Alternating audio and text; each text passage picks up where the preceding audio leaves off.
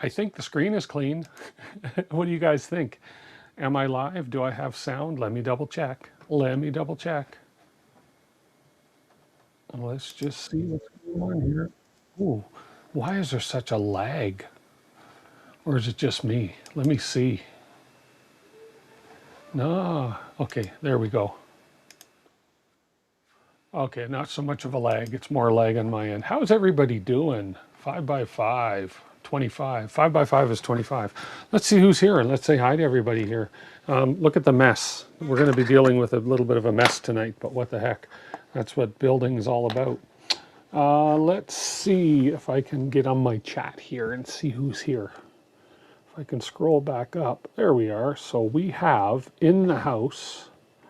Oh, you won't let me go right back up to the top. How come? What is going on? Okay, I'm going to go over here and look. Then, since that is not cooperating with me too well. So we have Jerry is here. Jerry, hello, hello. Nice to see you on stream yesterday, Jerry. It's been a while. Dan is here. Maker My Neck says, hey, Dan, how are you? Haven't seen you in a little bit. Hope all is well. Russ Gare is here. Hello, Russ. Let there be light. Hey, we have lots of light in here. Let's see, who else? We have DeWitt 3D is here. Oh, he pinned the, DeWitt pinned the link to the Polymaker draw up top here. I like talking about myself in third party or whatever. Another CG is here, 7 minutes. Tintalon, hello, hello. We're actually a bit early tonight. 3D Medic Vince, and Guy the Jedi, Jerry again. And who else? Let's see. Tuxedo. Hello, hello, Tuxedo. Andy Visley is here. And Jerry again, aka Steve Alpha, is here. Glad you could make it. Life is good. I'm glad you could make it too. Dan, that's great. That's awesome to see you on the stream. And Deanna the Baker is here. You missed a spot on my screen. Oh, I did I? Well. That's too bad. You're just going to have to look around that spot.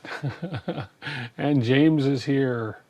Smash the like button, subscribe, and share for sure. So we are going to do a couple things tonight. We're going to start off simple. I've decided I want to keep things simple to start. I have, where did I put it? Right here, one of the finished products, sort of. Let me grab this camera. Choop, choop. And show you the finished product, and then I'm going to build one and show you how I built it. Although there were some improvements on the way, there were some struggles on the way, and there's one aspect of this that I have yet to figure out how to do it, if I'm even going to do it. So we'll see. Oh, I got to make this chat on this screen a little bigger because I can't quite see it. There we are. That's much better. I can read that now from back here. Let's see, Guy the Jedi, James L is here. Everybody, yeah, I think I'm caught up with the chat now. I think I'm caught up with the chat. Let's just make sure. And it looks like so far we have 15 people. Good, nice little crowd. Nice little private group. Be sure to go ahead and enter to win the Polymaker draw. It's pinned up in the chat, and it is also in the description of the video. Just go ahead and enter that Google form. Enter once, because I will check. This will be the last week of amnesty. If you accidentally enter twice, it's not going to be an accident, because you know you're only going to enter once. If I see 2 entries, your name gets deleted. This is the last day of immunity for that, so try not to do it. Try not to do it. Clownhammer is here. Hello, Clownhammer. Hello, hello. And Nick is here. Hello, hello. Woot, woot. Okay, so we were working on 2 things last week. We were working on the flashlight by Neary's, and then we're also working on this power bank. Now this power bank, the initial idea that I got for this power bank was a video I watched, and I'm going to switch over to the link here, or to the screen here, and it was this guy. It was Shop Therapy. Who I watched the video. You can watch the video right there. It's the full tutorial on the design, 3D print, and assembly of this light. Basically what I did is I followed along with Fusion 360 open on another screen. I followed along and I did the design. Then I decided, okay, I like his design. It's a great little battery pack. I like his design, but I wanted to take it one step further. So I then opened another window, based on everything I learned from following along with him, and I went ahead and designed very, very similar, but I put my own little twist on it. And there's one other little twist I want to put on it, but I don't quite know how to accomplish that. And it's a challenge that I'm going to face, that I'm going to put up for myself, and I'm going to do it. Darn it, I'm going to get it done one of these days. I just got to figure out how to do it. So, yeah, we are all at the ready. Everybody's at the ready. Good, good, good. Maybe if you're lucky, I'll burn myself tonight, not on it, because we've got a heat gun, we've got a soldering iron, which is off right now, thank goodness. We've got a welding tool, which could possibly burn. So there's on a scale of 1 to 10, there's a probability 5, 6 that I get burned. So stay tuned. It could happen. Electrocution, probably not so much. Cut with a knife, maybe. So I don't think there will be any blood though. Okay, so might need some supervision. Probably. Hey, Wiki Central. Hey, Betty Boop as well. Hello, hello. And if I missed anybody, I apologize, but everybody's just popping in so quick here. Okay, here's the one that I built. Let me switch my camera. Oops, first I gotta turn that camera on and switch it. So this is the guy I built. This is basically, we have a USB-C and a USB-A input on the top. Okay, it's a 10,000 milliamp charging bank.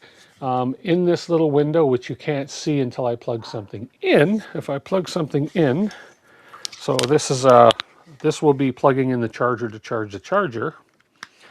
When I plug that in, you will see that this says, oh, my charger is at 77% and charging. So I put that little window in. Now,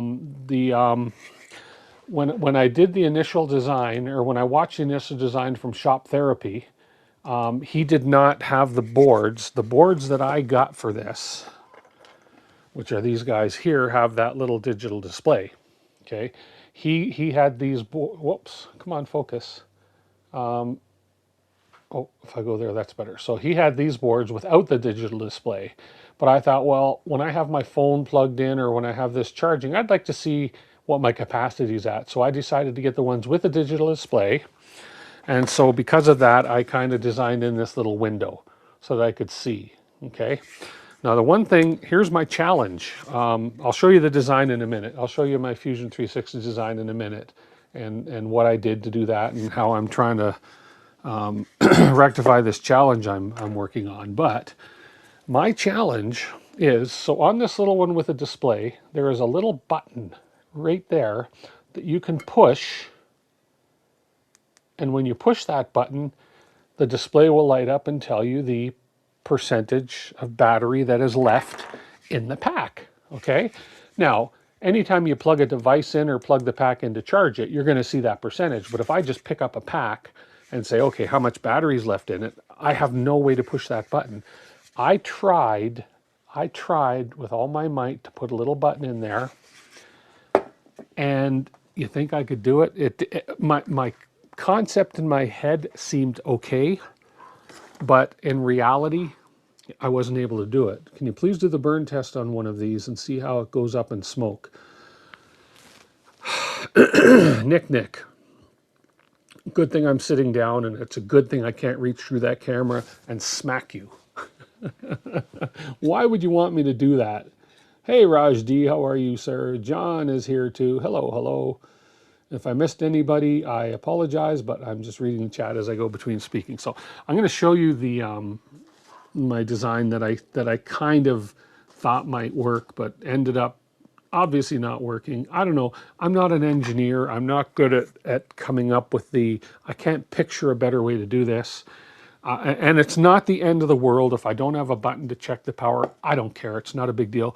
The case I'm going to build tonight, and there's a few here, I just got rid of that idea altogether. So here we go. Let me switch to my Fusion screen. So this is it right here. Why did it do that? It's supposed to show me. Anyways, so what you're looking at here is my initial design that I did based on the first one I did. Well, this is the one where I added the window. Okay, so if I take away the, here's my bodies, I can take away the case. There's the tray where the electronics sit on. We've added a little hole here, of course, for screwing it on. I was having an issue with the plastic cracking when I screwed into that little hole with a self-tapping screw. So all I did was stick in that part here a bit, and that issue went away because that's pretty much all dead space in there. We just had to taper that on an angle so we could fit the wiring, the plus and minus wiring in here. So get the T-point on that laser that you don't recommend. Are we going to get the T at some point on that laser you don't recommend? Yeah, at some point you will. It was just a bad laser. I'm sorry. It was just, I could never get anything to cut straight. That's a whole story we'll get into later. Okay. I don't want to drift off too much. So here we go. So this is the tray that's going to hold the electronics. Then if we take the tray away, and then this is the case that everything slips into. It's pretty simple. We have some air vents at the back. At the very back, we have a little bit of a lip so the batteries don't touch the air vents, so there's a little bit of a gap there. And then if I bring the tray in and show you a analysis, this is sort of a cutaway of what we have. So there's a little lip here so the batteries don't quite go to the front. The little lip right here so the batteries don't quite come in contact with the electronics, and that little lip here. So this is basically the space right in here where the batteries will sit. Now, I suppressed what I did as far as putting a testing switch in here, but if I unsuppress this area right here, this is what I had figured out. This is what I thought might work for a little testing switch to test, to push that little test button. I had clearance here. I thought, okay, we'll put this little ledge in here to prevent it from falling right through. When I slide the tray in, theoretically the button was going to be extremely close to this piece here, so that as soon when I put a little bit of pressure on this piece, it would push in and hit that little button. It didn't work. It didn't work at all. There's a couple reasons. So one of the reasons was I would have had to if I take the analysis off and I take the tray out, I would have had to, well, I have to reach in there with tweezers to get that thing to sit in there properly. You have to take that out first to slide the batteries in, and then you have to get that in there with tweezers, and then you got to make sure you slide the tray in nice and straight. But for some reason it didn't work, and I can't think of any other way to make that work. But yeah, Tuxedo, exactly. Or another CG is that it looks good on paper but doesn't work. Problem is the plunger has no support underneath it. No, exactly, right? So I'm not going to give up on it at all, but again, it's not the end of the world. I can just plug a device in to see what the charge is on that bank. But I thought, you know what? It's there. If I could make a switch in there to do it, I could. I didn't like that. Well, that looks like it's sticking out a ton, but that's only sticking out about a millimeter and a half. So that's what she said. Too funny. Hey, William Nelson, how are you, sir? Hey, everybody, Tulsa Skin. Hi, guys. So yeah, so that's why we didn't do that. So I just basically took the model. I kept it there so I could see what I tried, and I just put it down here, and I'll just suppress that feature, and it's gone. And then I just went ahead and use this as a basis to print my model. So there we go. So that was it there. Anyways, that's what we did to try and get that, and it didn't work, but that's fine. So let's go ahead and assemble one of these and show you how we went about assembling that.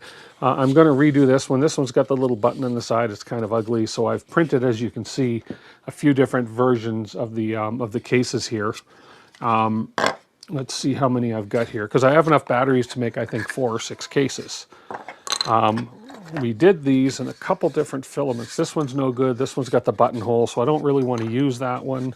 And also, I ended up resizing the case a little bit because my batteries didn't quite fit in. It was too snug of a fit to fit into the original size that Shop Therapy had done his in. So I guess, different batteries come with different, different diameters, possibly. Or there was a little bit of variation in the printers that they're printed with, right? So, yeah. The batteries shouldn't be different in diameter because these are 21700 batteries, which should be 21 by 71 millimeters, but who knows, right? Different brands, different, things like that. So, yeah. PCB way. PCBWay 4 batteries for the batteries. A lot of channels are sponsored by PCBWay, and I have no real clue what PCBWay does. Howdy ho, let's go, says Kenneth Davis. Hey. So these ones, and interestingly enough, this green one, which I really like, I was trying a few different things. This green one, this is printed in Polymaker's HT Power Tool Green. Okay. Where is the... what am I looking for? I just had a brain fart go on here. Polymaker, what I was looking for, if you remember on the one I made, is it this one that I made where it has it? No. I had made one and I had the seam right across here. Well, what I ended up doing was I ended up painting the seam on in the slicer. So I just put the seam down the back of the battery pack just like that. So we kind of tried to hide the seam that way. Custom PCBs, custom metal parts, and prints on order. Oh, okay. Okay, cool. I'll have to talk to them and see. Prototype 3D printing. I'll have to talk to, but yeah, so we, I put the seam in the back, which worked out all right, because then you have a nice clean front. And then, so this one was printed in, with the Polymaker, as I say, the Polymaker HT glass fiber filament, GF filament. And what I did, you can't see the seam on the back too bad. What I did on this one is I used the fuzzy skin setting in the slicer to give me a nice, beautiful finish on this thing. You can't see layer lines at all, really, in my opinion, even no matter how close I get. You got the fuzzy skin, but you can't see the layer lines at all. The seam is barely visible, but it's there. Okay, so we printed one in that, which we can use the tray in for that. Then we printed, then we used a filament called, this is the, where's my box of it here? The next filament I did some in was some Fiberon right here, some Fiberon ASA carbon fiber 08. So 8% carbon fiber filled ASA, carbon fiber reinforced ASA. And this was desert sand. And I also did some in blue. I did one in red, but I forgot it at the office. But this is the one with the ASA carbon fiber with the blue, and this is just with a regular print surface. This stuff prints beautiful. Again, you can hardly see the layer lines on it. We put the seam at the back. Okay, I've got to heat the bottom there a bit. That's just from the bed, but if I hit that with a torch, it's gone. But that's a beautiful print from that. Okay, then we did one. I did two of them in that blue. Okay, and then I did one in that desert sand with the fuzzy skin setting in the slicer. And if this focuses, there we go. Again, beautiful finish on that. And again, that fuzzy skin setting hides the seam somewhat, but you can still see the seam, but that's not a big deal. It's on the back. But I mean, that's a beautiful finish for that ASA carbon fiber reinforced ASA. Beautiful stuff. This stuff prints so nice. Prints at about 290 degrees with a 90-degree bed. And these were all printed. These were printed on the Bamboo P1P. This was printed on the Elegoo Century Carbon. So print is beautiful. These all have their matching inserts or matching trays. Okay, so yeah, those are really nice prints. So we're going to get back over there. We're going to go ahead and build a couple battery power banks with those. We'll get to the flashlight soon. So there we go. This is a mess because I've been working on some electronics on the flashlights off camera, just to sort of get a head start with and get some of the boring stuff out of the way. And as Jerry saw on my stream yesterday, some of these little things I'm working with are extremely tiny boards. And so some of them take a little bit of time to get some soldering done. So orders the Sunlu ABS Midnight, looking forward to making stuff with it. ABS is a great filament, so, you know. Late night watching from UK, 3D Printcraft. Hey, hello 3D Printcraft UK. Thanks for joining me. That's great. It's got to be late where you are for sure. So, yeah. Oh, thanks for joining. I appreciate that. Okay, so the batteries I'm using are from Amazon. Here's two here, and then I got a few more. So these come in a 4-pack. The brand is called Jespow. Again, these are made in China like everything. You want flat top batteries. You don't want the little nubbies on them, whatever you call those things. You want the flat top batteries, okay? And then these particular ones. Let me go ahead and crack this plastic off of here. These ones are, there we go. That's what teeth were made for, right? These ones are 21700, which is basically, I just learned this recently, that describes the size of your battery. So 21 millimeters by 71 millimeters. And these are 3.7 lithium, 5,000 milliamp batteries, lithium ion rechargeable batteries. So pretty straightforward. And as I say, you want the flat top and you want the flat bottom. Okay. We're going to be putting 2 of these in parallel. I believe it's called parallel. So we're going to have a total of 10,000 milliamps. So it's going to be a 10,000 milliamp power bank, which is average. I mean, when you buy them, you can get more, more powerful ones. But so just going to go ahead and do this as I do it. And let's go. So what I'm going to do first is I'm going to take my I got my tiny little glue gun here. We're going to turn this on and heat it up because I want to glue these batteries together so they don't move when I put them together in parallel. But to do that, I have to unplug my soldering iron. I'm kind of short on plugs here now. We'll plug this in, let it heat up. I've got to go get another glue stick, so I'll go grab another glue stick. 70 millimeters. I figured it, wouldn't that be 71 millimeters in length? Being a 70. I'm sorry, yes, you're right. 21,700, 21 by 70. Not 700. You take the last 0 off and it's 21 by 70. Thank you. I said 71, didn't I? I had 71 on the brain. 71 on the brain. Yes. So while this heats up, I'm going to go grab a glue stick. Stick with me. That was not a pun intended as a pun. Glue stick, stick with me.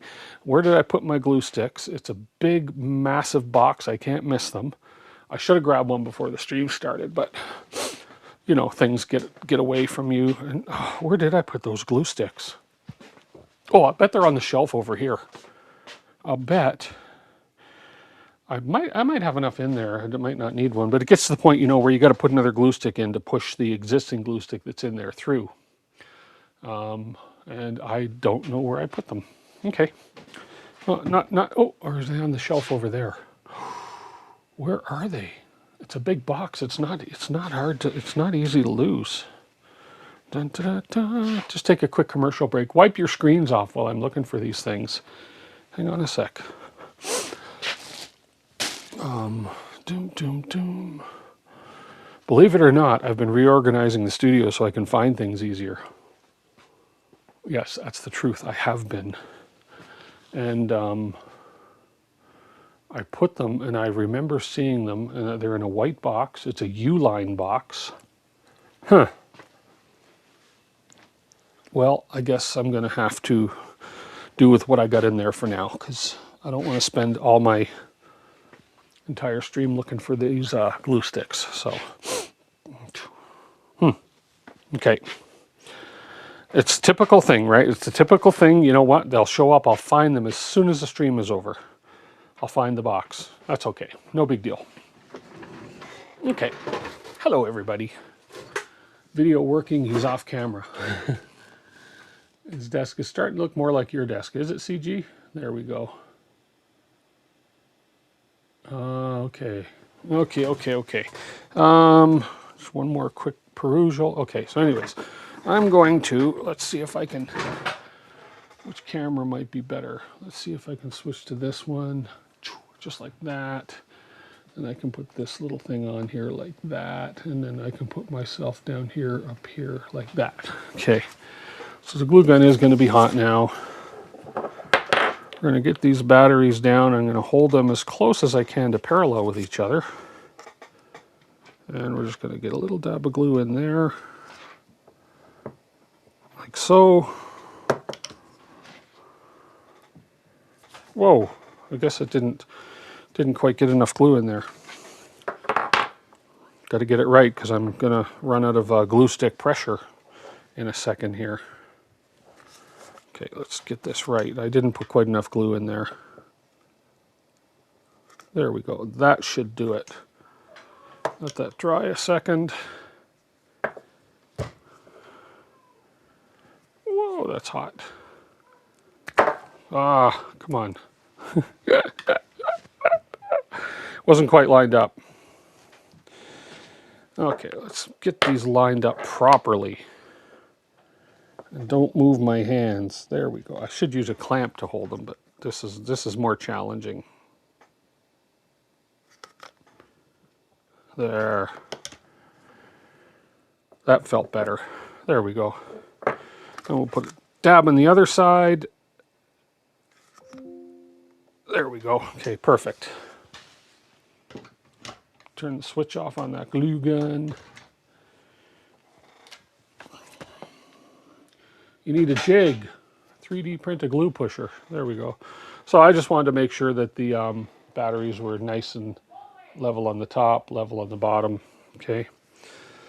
And then just going to get that excess glue off the side here so that we don't have any trouble pushing it into the case. There we go. Just make sure there's nothing. Now, I'm going to show you another thing. I had planned to shrink wrap these batteries, but I think I ordered the wrong size shrink wrap. I don't know if I can still use it. We'll see. I'm not going to send it back to China, but those are held together. So now what we got to do is we're going to join the positives and join the negatives so that we have some paralleliness here. Is that a word? Paralleliness, I suppose. I wonder if the overhead camera would be a little better for this. Like this. Yeah, this might... yeah, I'm going to maybe keep on this camera. Can I zoom that in a little bit for you? Where's my zoom button on this camera? Let's just see. If I open... Was that... There it is. Okay, if I minimize this, I should be able to get in and zoom you guys in a little bit here. Here we go. There we go. But I want to go to this view. Ah, there we go. That's a little better. So if hopefully you can see that. So what we do now is I got this little cool thing. It's a battery welder, if you want to call it that, or a welder, not necessarily for batteries alone, but it's a battery welder. I'm going to back that up a little bit here. There we go.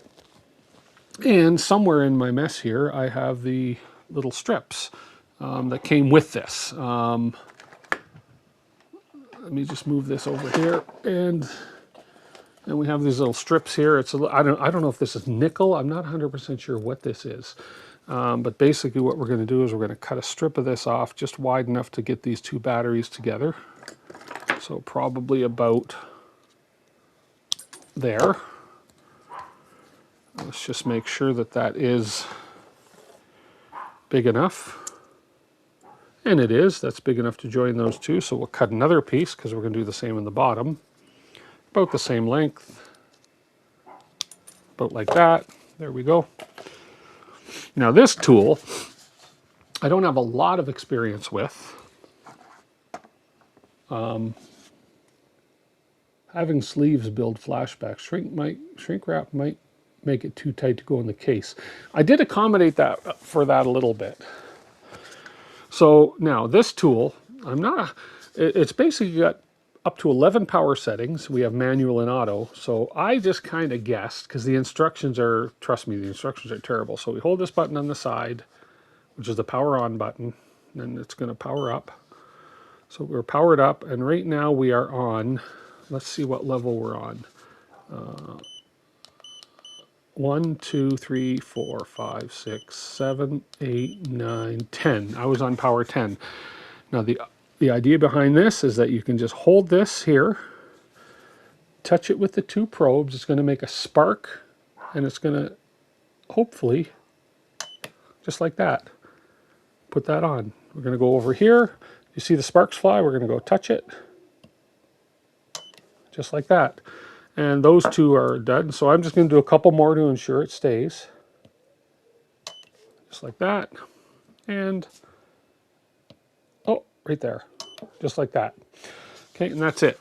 So those two are held together nice and tight. That's on there. That's basically welded on there. So we'll switch it over, turn it upside down. You have this one. It's pretty nice. It works well. Having Steve builds flashbacks for what? And then we'll throw this on here. Now, I don't know if I can hold this in place while I touch this or if it's going to do something. So that's why I'm just putting these on here.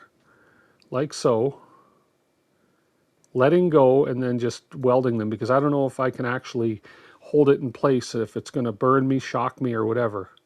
No, and I don't trust you guys to tell me whether it would. Who makes this welder? It's called, there's the brand name right there. Here, let me turn it over. It was on Amazon. A with Z, I guess you could say. A with Z. A with Z. Whatever you want to, however you want to pronounce that. A with Z. And is there a model number on the back? Right there. Here. If you want to screenshot that, here we go. There's all the information. Mini handheld spot welder. There we go. There we go. You could get electric shock. Okay, so I'm not going to do it. Thank you. Thank you for being honest, Tuxedo. I was imagining somebody. I was imagining somebody saying, "Nah, go ahead. You can hold that and do the same thing." And then, but I don't think you guys are that cruel, are you? Really? I don't think so. I know I wouldn't touch my tongue with it. Not enough voltage. That means the brand will not be around in 3 months. Hey, Kilroy, it doesn't matter to me. You saw the screen capping it, didn't you? You saw me screen capping it. Yeah. There you go. Let's just go back overhead. There we go. And we're just going to get this one done. Okay, and we'll get this one on. And I'll just do another one. And another one on this side. And that should be good. So now I can turn this little device off. Push and hold the button. Power is off. Now this doesn't even, I don't think, no, that doesn't even get hot. So how it works is beyond me, but that doesn't even get hot. So there we go. Okay, so we have the, we now have the battery in parallel. So we are now a 10,000 milliwatt power supply. So the next thing we need to do is get some wires, because we have to, here, let me pull this one apart and show you the finished result. This one should come apart for me nicely because of the way I didn't put the top in perfectly tight. Hang on one second here. That's not going to come apart without breaking it. But I'm going to break it apart anyways because I do want to get it apart. But actually I can probably do it just by going like this. Oops. Now that broke. Oh, that hurt my finger. There we go, but this will let me slide this thing out now. I'm replacing this one anyhow. That's the thing, is the other thing about this design is that there's no way to actually, once it's in, if it's a really tight fit, it's in, and it's extremely hard to get out. The other thing I'm thinking of doing is maybe having it a little bit loose and maybe having just a set screw on the bottom or something to hold it in, so that if I do want to get it in there to service it or something, I can actually pull those screws out. So, but not my design initially, so I just sort of copied what was done. So let me just kind of get this out of here. Get this one pulled out, if I can get this out. Probably just by pulling on here. There we go, and I've actually got to cut a little piece of this. So here, let me switch back so you don't see any blood in case I do end up, you know, tragically hurting myself. There we go. It's almost a shame to destroy some prints. There we go, we got it out now. I just got to finish taking this piece off, like so. And there we go. Okay, we got it out. So this is basically what we're, oops, I don't even have your camera on. There we go. So we can throw, I'm gonna salvage this little screw, because after all, it is a little screw. Set screw with a recess for the screw head. Yeah, I made to redesign one and do that, but excuse me, basically this is what we're doing. Okay, and it's very simple. We have a plus and a minus, plus on the top of the battery, minus on the bottom of the battery. and we put it into the case. Bloom, bloom, bloom. Okay, so from here, what wire did I use? I'll use that silicone wire I have right here. This is the wire I use, so we'll cut a piece of the red. We don't need as long a piece of red, and then we'll cut a piece of the black that's going to come from the bottom of the battery for the negative terminal. So that was about like there to about there. So we'll cut that right about there. Love the silicone wire because it's nice and flexible and easy to work with. Meantime, I will plug in the other burning tool over here, the soldering iron. The other attempt at burning myself on stream. Let's plug this in. Let's turn it on. It's my Weller. It's got a little blue base with a, extendable sort of cord here thing that comes off the blue base. Standard typical welding station. Okay. Just trying to clear up clear up a mess here. Okay, so we will take the black wire, we'll strip a little bit off the black wire. Don't need much. Easy to assemble and disassemble. Why not design the case as two halves? That's a good idea too, Tuxedo. That's a great idea. That would only give you a tiny jolt. Just lick it. Who said just lick it? Nick. Seriously? Just lick it? Here, you get on stream and lick one of these, and then I'll do the same thing. It'll only give me a tiny jolt. Probably burn a hole through my tongue. Nice try, though. Here, let's go to the side camera. There we go. So let's get my little helping hand guy here. Take this off. This is a switch I was working on for the flashlight. So we'll get this little guy off to the side here. There we go. And I'm going to put the black wire. I want to tin these wires. And where's my red one? We'll strip a little bit off the red one. I may as well do both ends. No, I'm not going to do both ends yet because I'm just going to tin these two ends to go on the top and bottom of the battery pack. There's that one. And there's that one. Okay. Where's my little piece of solder I got out? So I got my little piece of solder. My iron is nice and hot. You can see the smoke. Now, before I start this, I know what you guys are going to say. Somebody's going to make a comment about, oh, you shouldn't be breathing the smoke that comes off the soldering iron with your solder. I know that. I've been around long enough in life. I have breathed so many fumes in my offset printing days, fumes of chemicals, fumes of ink, fumes of everything, that I'd be dead by now if it was going to bother me. So maybe I'm immune, maybe I'm not, but I'm not worrying about a little bit of solder smoke because it's not like I do this all day, every day for a living. So yes, I am waving around a 340-degree soldering iron right here, dangerously close to my face, but no, I'm not going to burn myself. So here we go. There we go. Hey, Ranch Kid. Okay, let's get back to this one. Okay, so we're just going to tin these wires here real quick. Let's just get that going there. There we go. And come on. There's one. And there's two. And yeah, I know in some aspects of 3D printing, the old printers, you didn't like tinned wires when they would use tinned wires, but in this case you want tinned wires because it's going to be much easier to put your tinned wires onto your battery pack.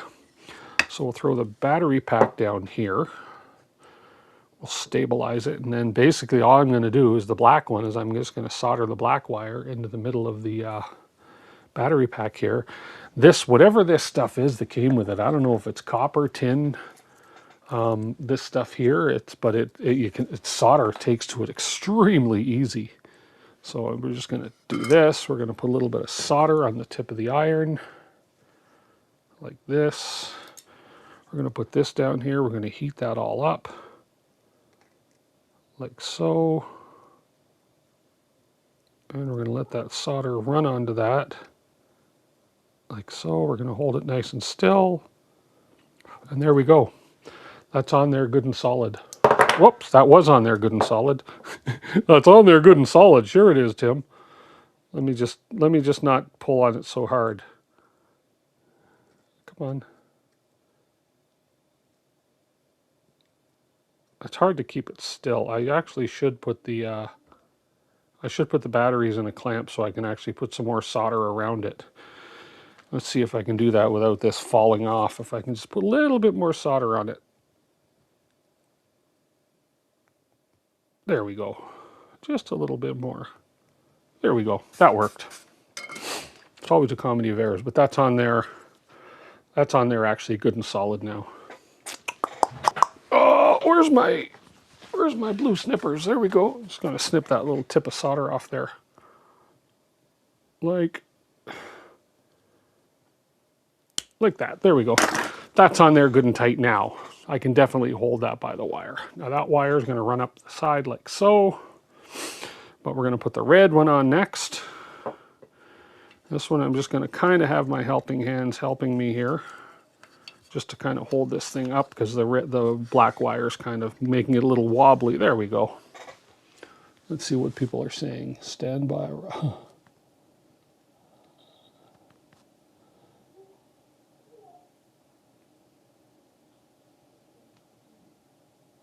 Could you put the wire on the battery, wire on TGE battery, and then the metal tab on top, and then weld the tab to the battery? Yeah, you could. Absolutely. Weld the wire to the battery to the tab first? Yes, of course, for sure. I could have done that, but that would be too easy. That'd be way too easy. So in this case, I'm going to use this like this, and I'm going to bring that down until that is just about touching right there. I'm going to use my little helping hand just so I keep my hands away from there, because when your hands are close to where the soldering is going on, it kind of gets a little bit hot. So we're just going to go like this and let that melt into that. There we go. Let that melt onto that tab really good. And we'll just give it a little bit more solder to hold it on.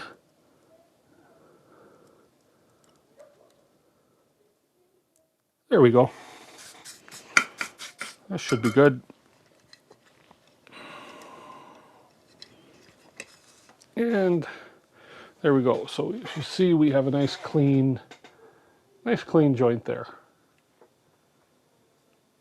Okay. So we can put that away. Oops. I know the clamp's supposed to hold the wire all by itself, but sometimes I just don't take the time and I give it a little bit of an assist. Okay, so we have our positive, our negative now. We need to determine a bit of the length that I want to use. So I'm going to do it in this desert sand cover because I love the color of that. And where's my board? And I think this board has been... Did I weld? No, what I got to do is there was an antenna on these boards. These boards came with a little antenna, and sorry, not an antenna, a thermistor. And then you cut the thermistor, and I need to actually join these two solder points here together because we're not using the thermistor. Sometimes you don't have the extra hand for that exactly. So real quick, I'm just going to put this on here. I'm going to grab a piece of wire. It's the easiest way to join those, just a single strand of wire here. We'll strip that across. So we have a nice long strand of wire. Don't hurt yourself, Ford boy. Hey, Mark Baker, how are you? Don't hurt myself. Of course I won't hurt myself. But thank you for caring, I guess. Okay, I'm just going to quickly,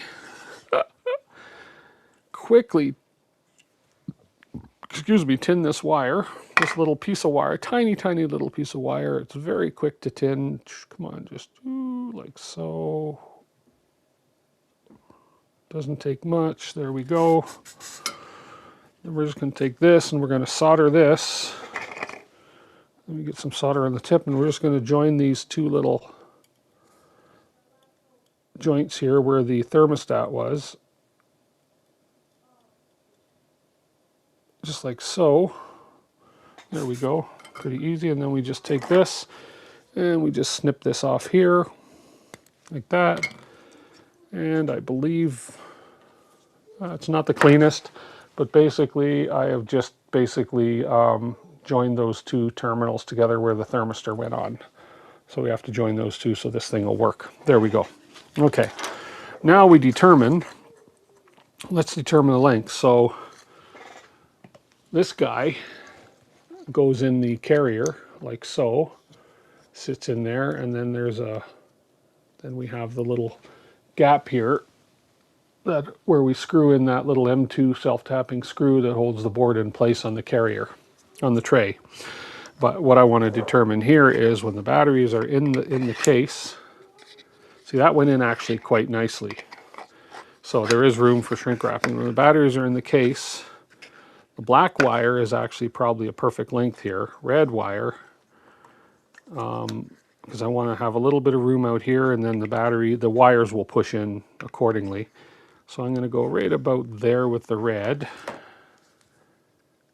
about there, so that the black and red are pretty much almost the same length here. I can shorten that black a little bit so we have the same length. So that's what we're going to solder onto the board here, and then we'll push the whole thing in after we screw the board onto the carrier.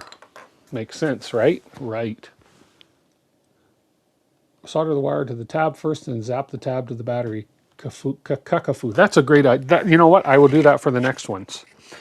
But that is definitely a great idea. Oops. Yeah, see, and that's probably why, because this one came off the bottom of the battery, the black one. That's obviously it wasn't soldered on there too well. Let me see if I can get this to get on there again. Come on, don't come off this time. Stay. Stay.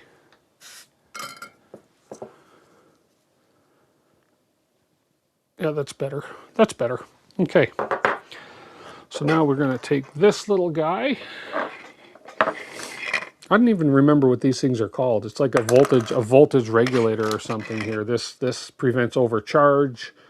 This charges the battery, and it also charges your phone. It's like a two-way battery management system. BMS, I suppose, is what it's called in a way. A switched BMS. You guys know what that's called, but I don't know. Timu solder. There we go. Cold solder joint probably was. You can tell if it's a cold solder joint because it's not shiny, if I'm not mistaken.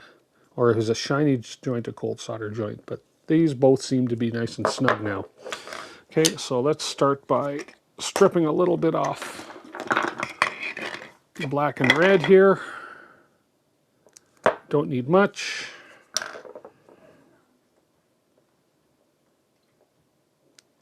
There we go. Come on. And we'll just give these a little twist here. Prevents over discharge of the battery. Yes. And these aren't expensive. They're cheap. They're cheap. The most expensive part of this power bank I'm making, the most expensive part, of course, is the battery. Now, I looked on AliExpress. I looked on Alibaba, and you can buy batteries a lot cheaper there. But it's the shipping that kills you. The shipping kills you. So we're going to clamp this guy like so. And we have negative over here and we have positive over here. Let's get this zoomed in a bit more again because there is a possibility of burnage here. Okay, and let me move this camera just a little bit. That way. Whoa, wrong, a little too far. A little too far. Could have used a few pounds. Okay, that's not the way the song goes. Okay, so I'm going to take the negative. We're going to actually put this under there later. We're going to come up through the hole.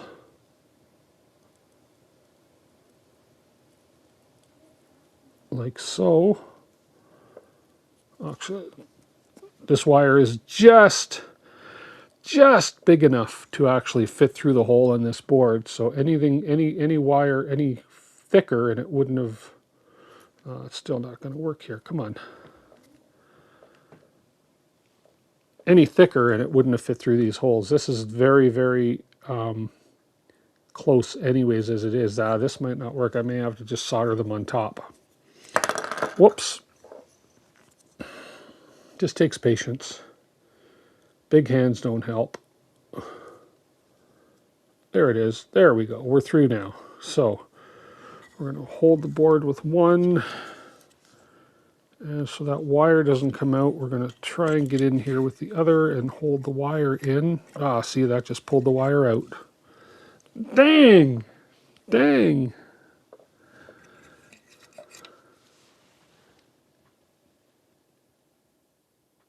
Yeah, oh no, I know that about lithium-ion batteries for sure.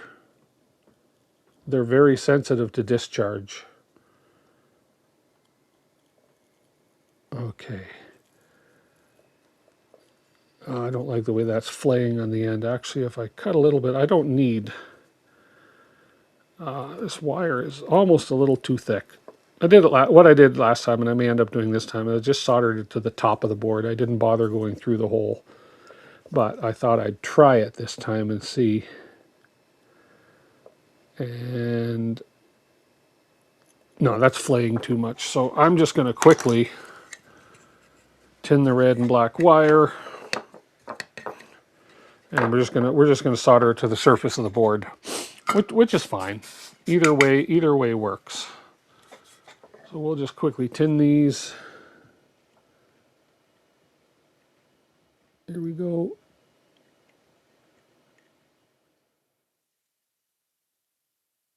Come on. There we go, and there we go. This will be a little bit easier. Then we'll put the board in. I know it's better to go through the hole, but when you're having issues like I is, then I don't bother. So we'll just put a little bit of tinning on the board here. And a little tinning on this side. There we go. And then we can join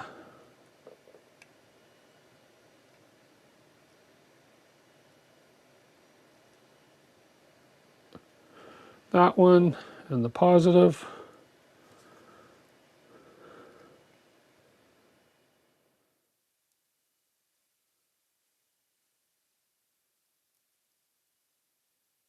There we go. Should be good. Make sure that those are nice and, yeah, those are nice and connected. So there we go. We have the, we just went on the top of the board instead of coming through the hole, which is fine. Still have your spool of solder from your car stereo days in the 80s. They last a long time. Tin, cut, solder, surface mount. Yeah, that's what we did, yeah. Yeah. Anyways, okay, so we're all done there. We got these surface mounted. Let's go ahead. We'll just push this test button, see what power we have in the batteries right now. And right now we have, oh, that camera is really odd with that. Let's switch over to this camera. Oh, let's switch over to this camera. And that shows that our batteries right now are at 69% charge. There we go. Even if it's upside down, it's still 69% charge. Ah! Okay. So we'll grab our tray. We will slide our board in place in the tray. And where's that little M2 self-tapper that I had? Right here. Oh man, I have trouble picking up these little screws. There we go. That's not what I wanted to do. Get out of their window. There we are. And then we will. So what was happening before, I'll show you on this one, is this is sort of why I did the little change in the design. You can see there, when I would put that self-tapping screw in there, of course, it was cracking. Okay.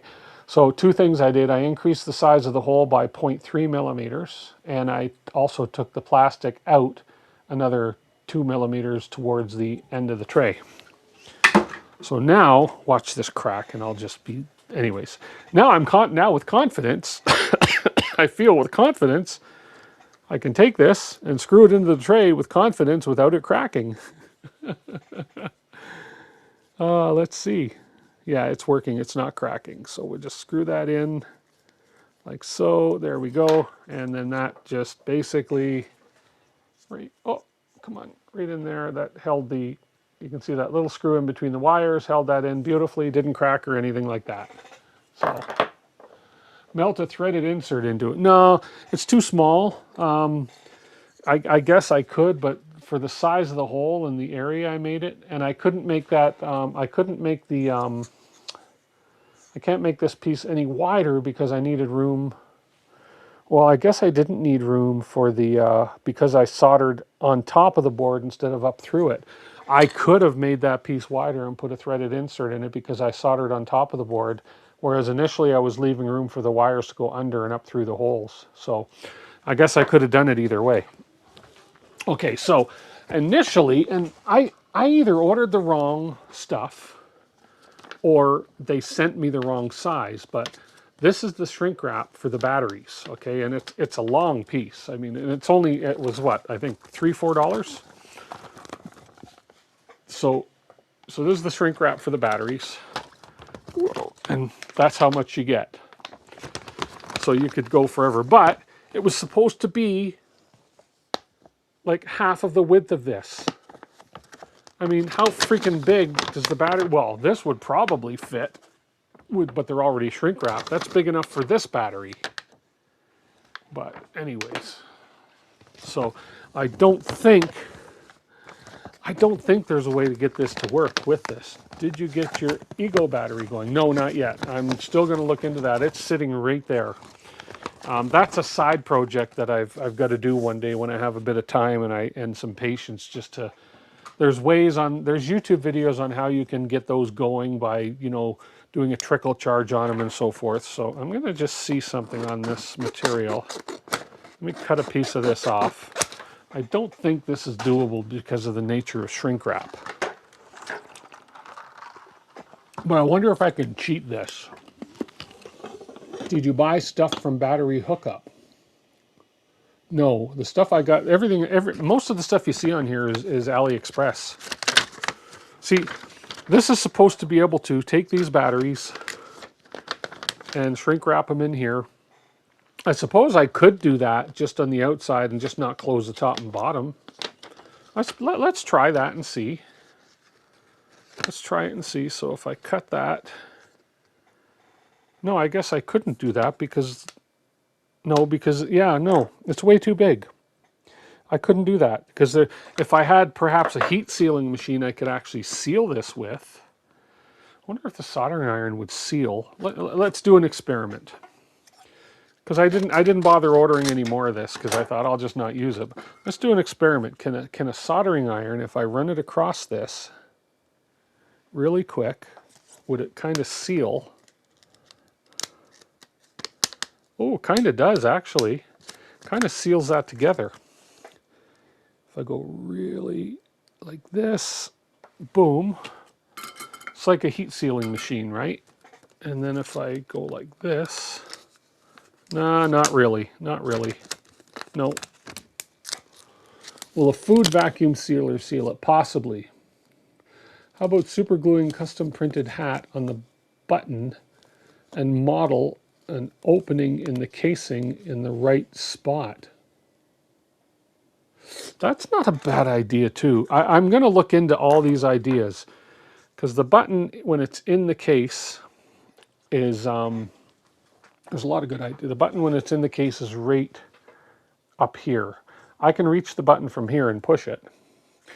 And then, so I see what you're saying, sort of super gluing something, but yeah, I got to work on that. But there, you can see the location of the button right there in the top right. It's that little black button that's got to be pushed. So, as I say, it's not the end of the world that I can't do that.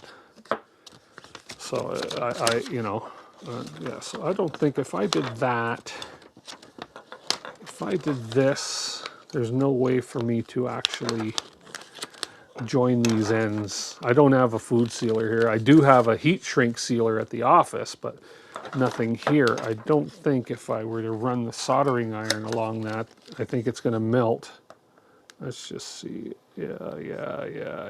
Oh, yeah. No, not going to work. And it's going to screw the tip of my soldering iron up. Don't want to do that. There we go. You're clean.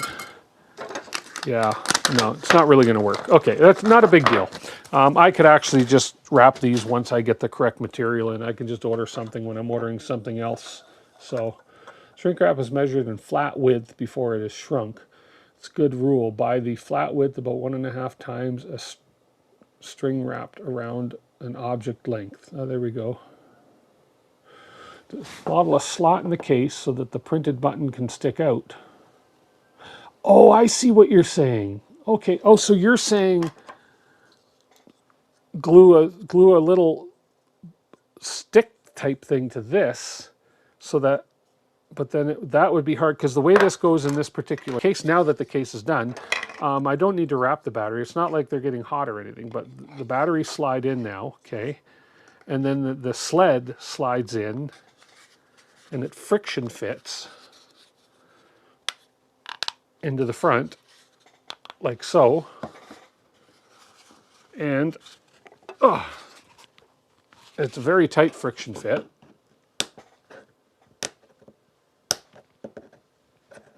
That's why in this particular case, and that's in there snug now. And so basically that's it in there. Now let's just see if I got my window correct. If I plug the charger in, now we have 69% in charging. Okay, so this is basically friction fit. But I do like the idea. There's a couple options there of doing a two-piece case to slide it in and out. But yeah, if I ever need to fix this, if I ever need to go in and service this, definitely have to break the case open. There's no handle, no way to get that out of there without actually breaking it open. No support required for the button because it's glued to the button. Exactly, yes. Yep. Heat sealer right here and a vacuum sealer at home. You have all sorts of things. Neither is going to help me. No, that's true. So I'm just going to make sure that's in there nice and... There we go. That's in there nice and snug. It's not a bad looking finish on the front. And that's our power bank. So we have that one, and then I can really quickly, since this one is already built, let's just grab this nice green case. Okay, and we'll just quickly screw that in there and make the second power bank. And these things work good. So far in my testing, from what I've tested and charged my phone so far, I figure on a full charge on the batteries, you can get about 2 full charges on your phone. So we'll just quickly, gonna quickly just take this board, put it in here, grab my little M2 self-tapping screw, make a cutout on the case so you can use a screwdriver to push it out. Yeah, I could do that. There's lots of things to do, but it's very, very, I would rather, I think, design something, and I don't have to stick to this size case. This just happens to be what I saw him using, and I liked it. I modeled it, ordered some of these boards. I got a ton of these boards because they shipped me a double order. So we'll get this screwed in again, no cracking happening. That's in there nice and solid now. Okay, we'll slide this into the green case like this way. And we'll slide this on and pressure fit this in like so. And there we go. This side's, that's better. And there we go, just like that. We have another case, and we'll just test this one, see what charge this is at, 70 something. And this one looks like it's at 77% in charging. There we go. Perfect. So we have 2 completed power banks. Yay. Perfect.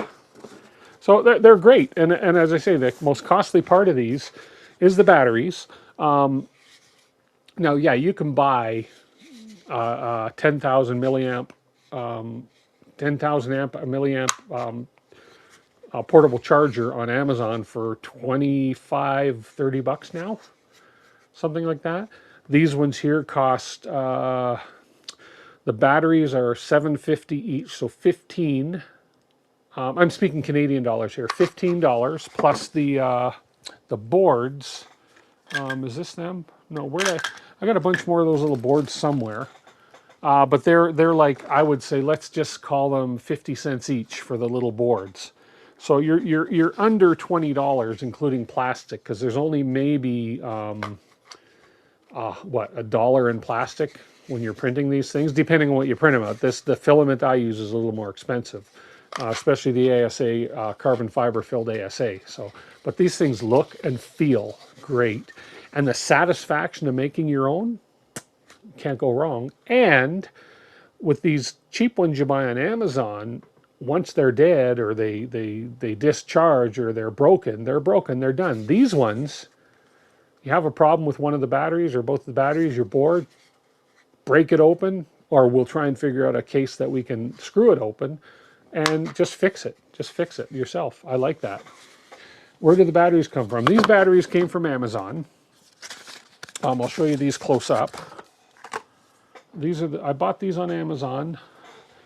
I'm sure you're going to have more choice in the US, but these are called JessPow, and these are 21700 size batteries, 2.7 volt lithium, 5000 milliamp. You can get 6000 milliamp, 7000 milliamp, 21700 batteries, and you can give yourself a 14,000 milliamp charger. These are just the ones that were more cost effective, and these came in a 4-pack for $29. So we can build some more power banks. They're good little gifts to give to your family at Christmas, whatever. I'm going to call it the Poly Power Bank because these are two really nice Polymaker filaments. Look at that. Those are beautiful. They make me want to. And the red. Oh, wait till you see. I have the ASA carbon fiber filled in red. It is beautiful red. So that's that for now. Where are we at? We're almost at draw time. You'd make a 4-battery version. Yeah, exactly. 40 watching, only 24 likes. Ah, come on, guys. Use a bullet and call it a bullet button. to push it out. You modeled the case in Fusion. Yes, well, I'll show you. It's not my original model, but I modified it to suit my particular board. I'll show you where it came from. This is a gentleman who I got the idea from right here. Okay, Shop Therapy does some great videos. Okay, so this is his one. Now, if you look really close, you'll see that his battery maintenance board does not have the display on it. So I liked his design. I liked the way he did it. He even had the proper shrink wrap, but there was no way to tell where how far your phone was charged, or there's no way to tell the drainage of your battery or how far your battery is charged when you're charging your battery, or how far it's discharged when you're charging your phone.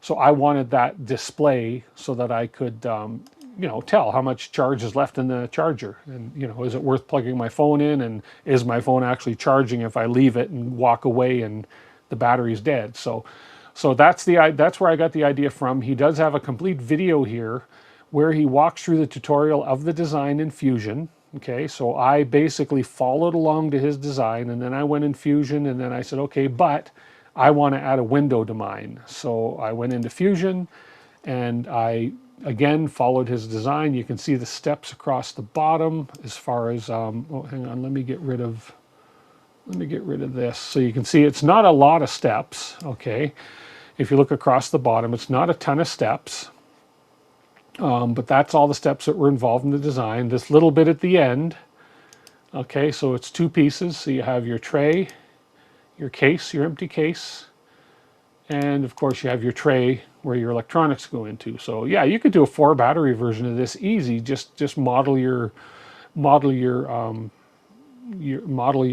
case to fit 4 batteries. You could put bigger batteries, smaller batteries, etc. So yeah, that was that. And then this little end part, this was my attempt at making a button to push to test so I could have it light up and tell me how much power is left in it. And in theory, oops, I didn't want to do that. In theory, it looked all right, because that was to go in and push that little button on the side of the board Okay, and I had like the clearance in there and everything like that. It worked out fine. We had the little edges here so it wouldn't push through, and then of course the button being there would stop it from pushing too far through. But it didn't work. It's not a good design. It was my first time trying that. Wasn't a good design, so I took all the features in designing that and I just suppressed them so that we just went back to the standard case like so. Let's close this window here. There we go. So we went to the standard case like so. Yeah, and that was it. But I love doing these designs. So there, the green one here, that's the original design I did with his. And then I went ahead and did this one with the battery window in it. Or was it vice versa? It doesn't matter. But yeah, yeah. So there we go.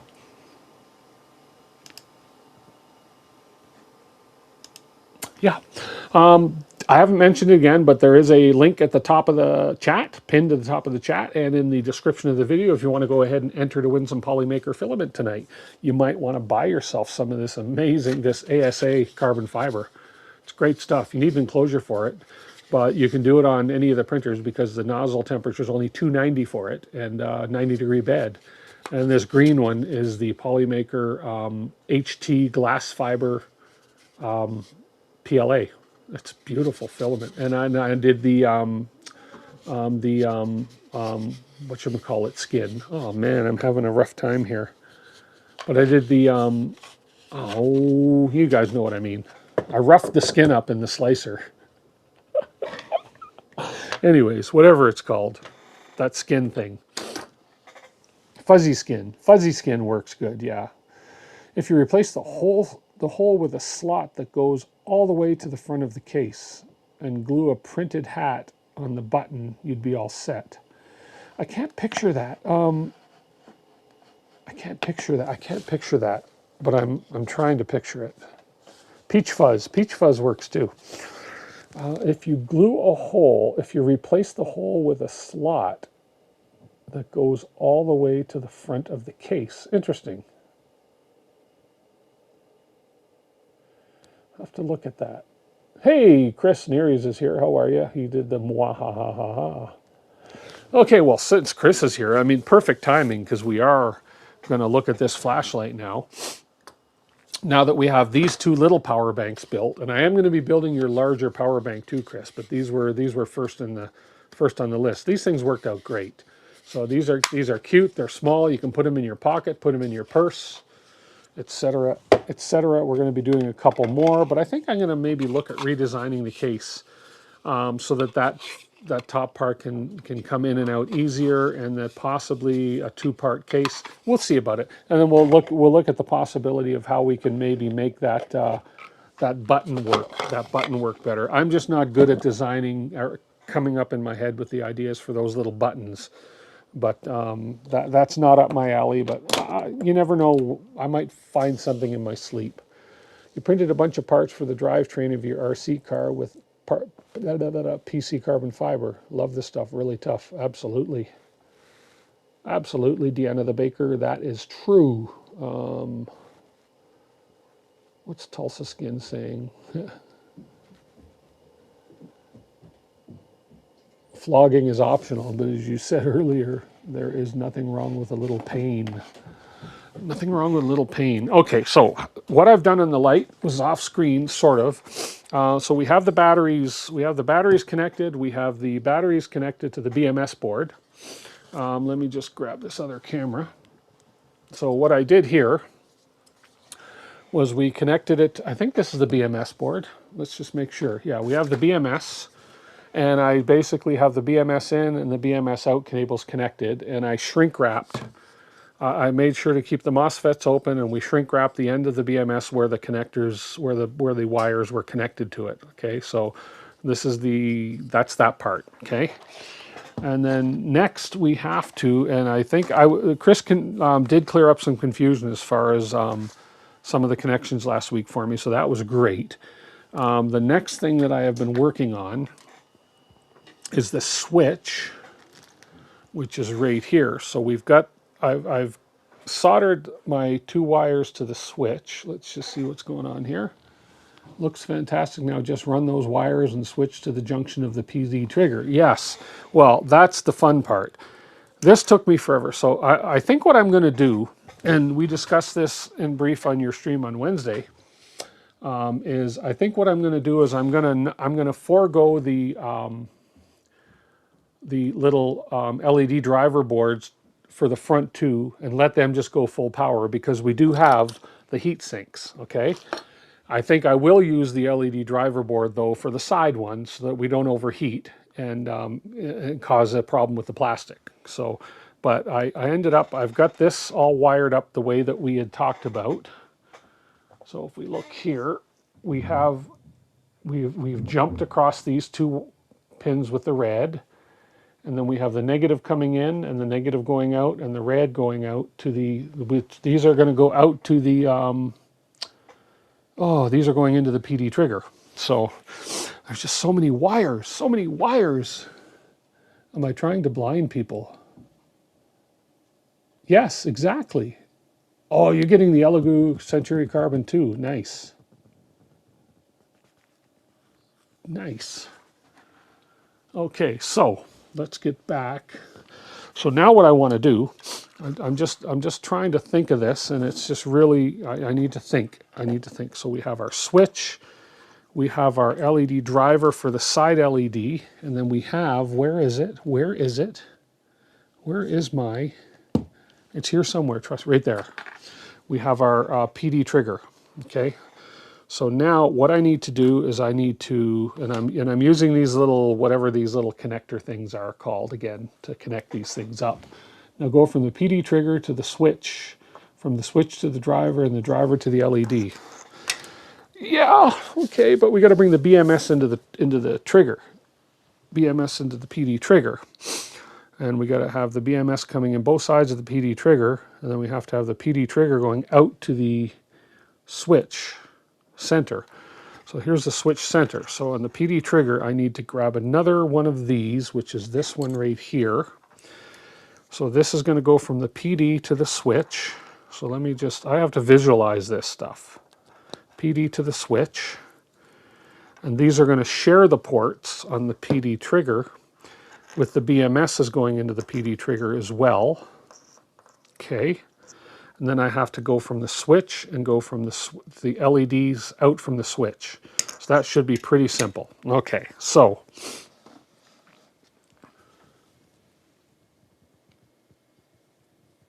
they don't need to be in line. No. Okay, so we're going to basically, I'm just going to lay this down so I don't have to have too long a wire here. So we're going to cut these maybe to about here, because there's lots of room in there for the wires to tuck in. So one thing I've learned, and everybody probably knows this, is that when you're actually hooked up to a live battery like this, don't cut both at once. I learned that the hard way one time in life. So we're just going to cut the black off here, and we'll cut the red off here, because if you cut them both at once, we all know what can happen. Okay, and then we have the switch. Come on, we're going out to the switch, and then we're also going to share this into the PD trigger. Okay, so we're just going to cut these wires. They don't need to be too long either, because these are all just going to go into here. And I can cut these both at once because there's nothing live connected to them. Okay, let's strip some wires. I'm not going to put... Somebody's going to ask me for sure, why aren't you using ferrules for this? There's a reason I'm not going to use ferrules, and I'm going to put bare wire in here. It's to do with holding that in place later. I tried ferrules and it doesn't work. It doesn't work, and I don't want to redesign Chris's design at this point in time to accommodate a ferrule. I could, but I don't want to. I don't want to. Especially if you're cutting live AC power cord. I'm not going to admit that that might be kind of where I learned my lesson. Okay, but I'm not going to admit that. I was young. I was probably around 18. Didn't know better.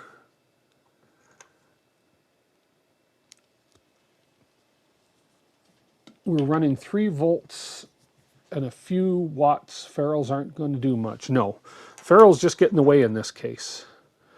Okay, so we're going to get the black ones twisted together here. Okay, let's get into the, where's my little screwdriver? We'll go into our negative side, which is the ground, which is this side here. Okay, and we'll screw these down.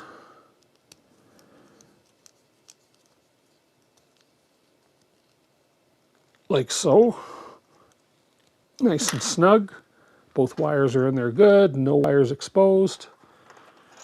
Okay, oh, I should, actually what I should have done, no, I don't need shrink wrap there. I think we're okay. Now we're going to strip the red wire. Like so. Don't worry, we all did it. Yeah, no kidding, right? When you're young and you don't know much about electricity, how many people have stuck their tongue in a 9-volt battery on a dare? Okay, we got the red going. Get these twisted together. I could tin these, but I don't believe in tinning bare wires. Okay, so we'll get that in there. Well, unless I'm soldering them in. Okay, you guys got to go in there. Oh, come on. It doesn't help. And a lot of people out there know this feeling. It doesn't help when you have really big hands and really big fingers doing this stuff with really small components. And we'll screw this in here. There we go. Okay, so that's basically what we've done here. Okay, we've gone from the BMS into the PD trigger, and we've also gone from the center of the switch into the PD trigger. Okay. 9-volt, yes. You always used to stick crap in the sockets. Oh my goodness. Okay, so now we have that. We have that good. Now we got to go from the switch to the LEDs. Now, let's just, so these can tuck in. Let's just see if I can actually do this. If I can put the PD trigger and the BMS in here. If I can get the PD trigger, so we know we have power because we have a red LED on the PD trigger. So we know that we've hooked that up right. And I think that red LED just stays on all the time. So if I push this in here, oh, get off that magnet. Okay, let me get this in here. Come on, come on. Oh, I got to get the switch in there first. The switch has got to go in there too. Oh yeah, okay. So, oh, did I just screw up? No, I didn't. Ah, that's why it's good to have these little plugs that you suggested there too, Chris, is that, because right now I would have screwed up if that wasn't there, but I can unplug the switch and I can put the switch through there afterwards. So actually I'll just wait to put them in until I get the other things wired up here. So let's grab our LEDs. There's our 2 top LEDs here. I'm just going to figure out how I want to wire these suckers up, because these are going to go, let me think about this, we're going to come out the middle of them, but these are going to go sitting in here like this, and like this, and if I should just come out with positive to positive, negative to negative, wire them together, and then have a wire coming off of them, or just 2 wires coming off of each. And we don't need thick wire for these. So we can use a nice thin stuff, silicone thin wires here. That's actually even too thick. Where's my thin silicone wires? Right here. These ones, this one and this one. Use the thinnest wire I've got. Run them in parallel, yeah, okay. So let's see the distance we have here, positive, positive, negative, negative. And where's the positive on this side? So we're going to go this way. Just got to figure out the distance here. This is the fun part. I love soldering and stuff, but man, it's hard when you have tiny, tiny parts. So really all I need to do for this is I need to run a wire. I can connect it to the both positive terminals, single wire, and then run it out, and then run the negative to the both terminals and run it out. That's the thinnest wire I've got right here. I know I don't need that long a piece, but that's what we're going to use right about there. We'll strip the wire here. Appropriate length. See if I do this right. Just get a soldering microscope. That's what, where are they? That's what this is for. That's what this is for. Actually, I'll probably end up using this too, because it actually looks a little bit more it looks a little bit more scientific when I do this. Looks like Doc Brown from Back to the Future, right? There you go. Okay. Okay, so now with these in place, so I want these to be, I don't want too much play in there. So I'm just trying to figure out how to get the actual distance correct. So first of all, I need to tin this wire. Let's heat my soldering. My soldering iron has a safety thing where it cools off after so long. So later, fanboy, say hi to wife number 2 and baby. I will. Okay, okay, Mark. Thanks for being here, Mark, and say hi to Pam for me. It was great catching up with you guys the other night. So talk to you later. You want a little bit of play. It's okay. It's going to be compressed and held into place. Okay, so if I can just guesstimate, so we're looking about that far apart. So if I go ahead and put one in here, let's do one in here, and if I do the other one in here, then I can kind of get the distance that I want, like so. Okay. Better to be a little too far than a little too short, because you can't stretch wire. Well, I'm sure if I thought of a way I could. Okay, so let's do that, and then let's go ahead and get this this wire tinned, and we'll get the positive one, and we'll see how well that works for me. Okay, again, another hot soldering iron. I need to put a little piece more solder off here. Where's the end? There's the end. Come on, let's pull some of this off. Here we go. And use a third clamp to hold the wire. Oh yeah, well yeah. First let me tin this little wire. It's very, very thin wire. I think it's like 18 gauge. Come on, no, it's not 18, it's 28 gauge. Is that even, I think that worked. Hang on, come on. When you're tinning thin wire, it's hard to see if it did tin.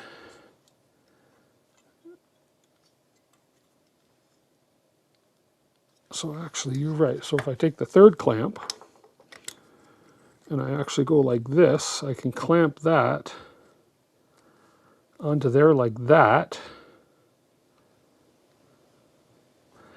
Let's go back a little bit. Come on. Like that. There we go. And if I take the fourth clamp, and I clamp this onto here, like that. No, I'm overcomplicating this, is what people are thinking. But hey, there we go. Now if I do that, like that, hang on, let's, a lot of good that does us, right? Right, there we go. Okay. Now, let's get some solder. Let's do this. Let's do this.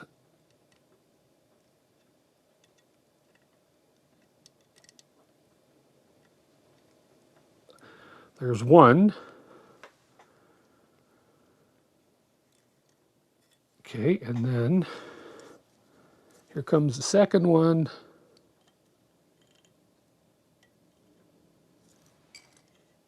By golly, I think that worked. Look, it's holding up. It means it worked. Look at that. Okay, so now we just got to turn around so that wire can come out the middle of them. Now we just got to turn around and do that with the negatives. So let's do that on the opposite side. That. That. Okay. So far, so good. That looks too close. It's not how you would have done it? Ah, well, this might work. I think I have a twisted way of thinking of things. Where'd my black wire go? Black wire. It's right in front of me. I know, right there, under my stripper. Okay, so let's cut this piece. This should work. Let's just see. This will work. Strip this piece. You think they're too close? I don't think they're too close. I think they're just going to be perfect. If they're too close, it just means I got to do it again. I have the ability to look at something and duplicate that distance in my mind. No, I don't. It's just a crock. Oh no, I think it's going to work just fine. Oh yeah. Okay, so let's tin this wire. It is not easy to tin thin wire. Doesn't need that much. There we go. Yeah, I smoke 3 packs of solder a day. Okay, so let's put this one. Let's do this one first on here. Come on, you know where you're going. Don't be difficult now. There we go. Okay. Okay, solder the black right here. Where'd that little piece of solder go? Here it is.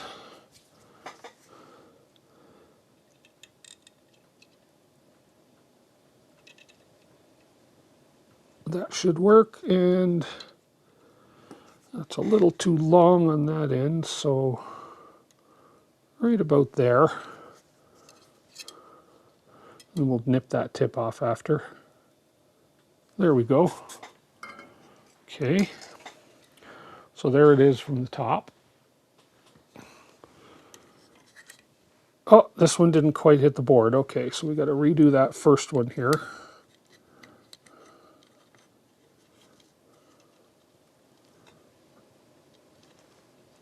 Wasn't quite, oh, maybe just move this over just a hair here. There we go.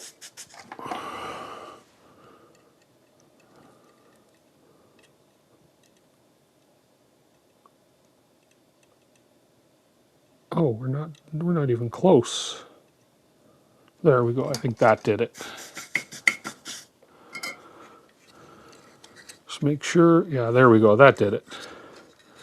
So there we go. We have those soldered together. I could nip this little piece off here. There we go. And that should work. Okay, so, oh, hopefully that'll work. Been meaning to build a solder pot for thin and enameled wire. Cool. Skewed. Doesn't matter if it's skewed. We're going in here now, so we're going to come up. We're going to bring these wires up through here and up through here. Come on. And then these are going to go in here.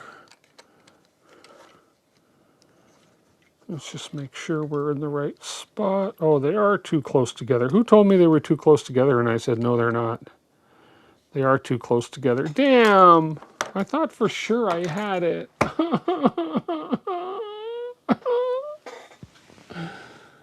Oh, man.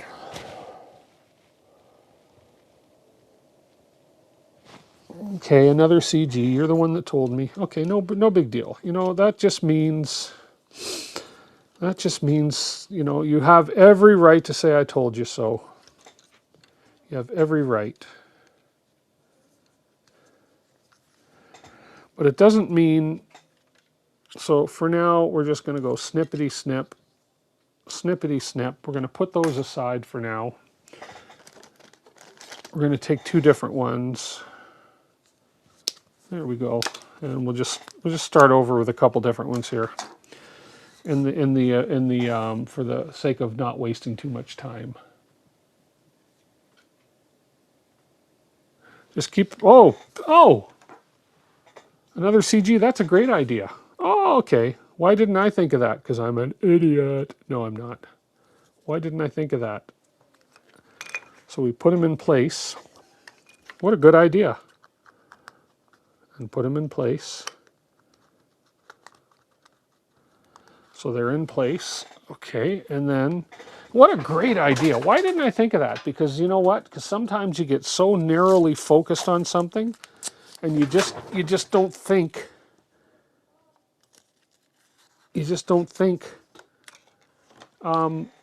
properly. So there's that, and that gives us perfect spacing.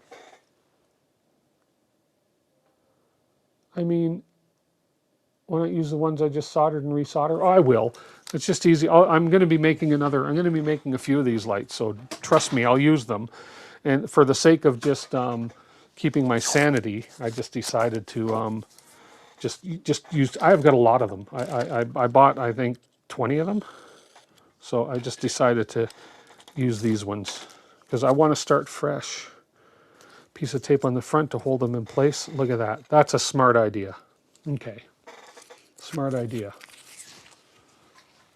Nice little hack. Yeah, that's great. And it's one of those things, it's like, well, duh, why didn't I think of that? But you know what? Sometimes, as I say, you get so focused and entrenched in what you're doing, and you just don't think of the real simple things.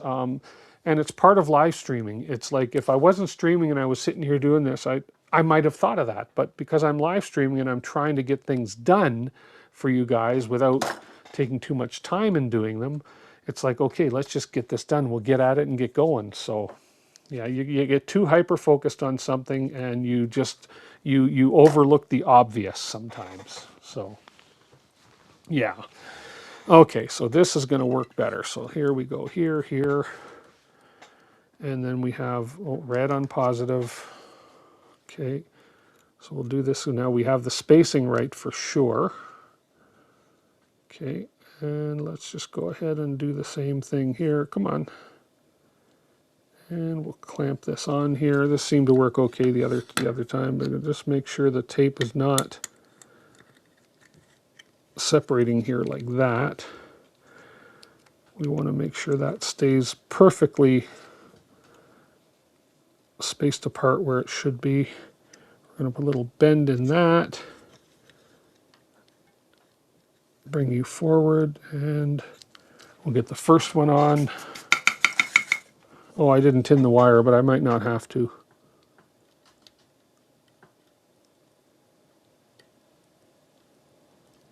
Oh, maybe I do have to. Hang on.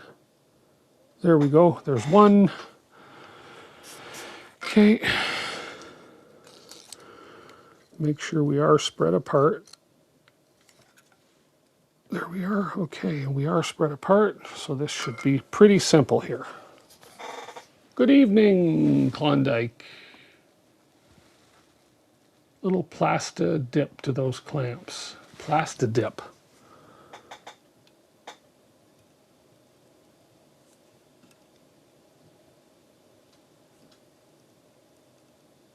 There we go. There's the second one.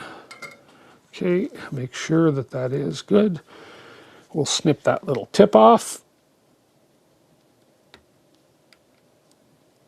There we go. Okay, positive worked. And we'll just keep it clamped right here. With the tape to separate it, we'll get the black wire right here. Here we go. And put a little dippy bend. Come on. Come on.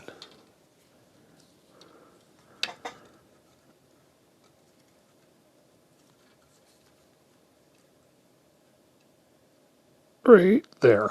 There we go.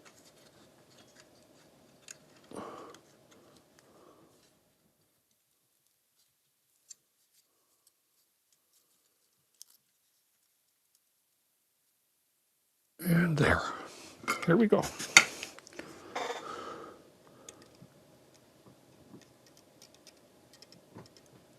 There's one. And keep our separation. And actually there's a little bit of play in that wire even, so that if that has to move a little, We'll do the draw as soon as I get these two soldered together here and make sure they fit this time.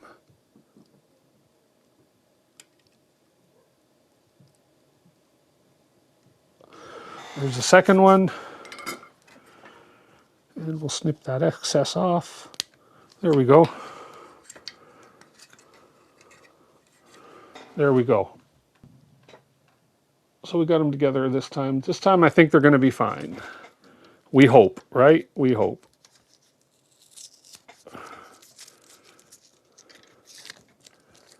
Okay. Let's make sure. You know how cheap piles have the rubber coating in the handles? It's a liquid that dries to a rubbery coating. Oh, more grippy, I see, versus these cheap ones. Oh, I get it. Okay, interesting. Okay, so let's feed this up through here again. Okay. Feed this one up. Come on. Okay, and these should fit now. And they do.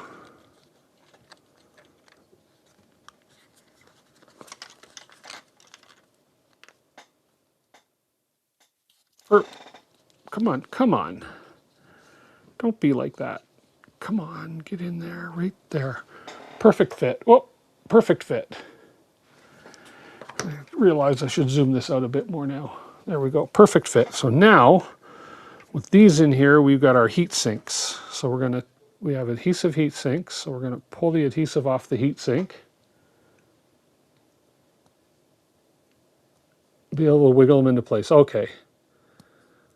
Okay. Oh, fingernail, man, fingernails. There we go. Heat sink here. With a heat sink here and a heat sink there, here a heat sink, there a heat sink, everywhere sink heat. Let's get this sort of relatively into place. There we go. We'll get the one heat sink down.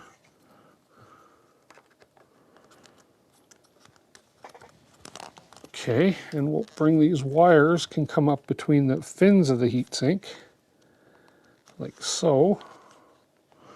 We'll get our second heat sink.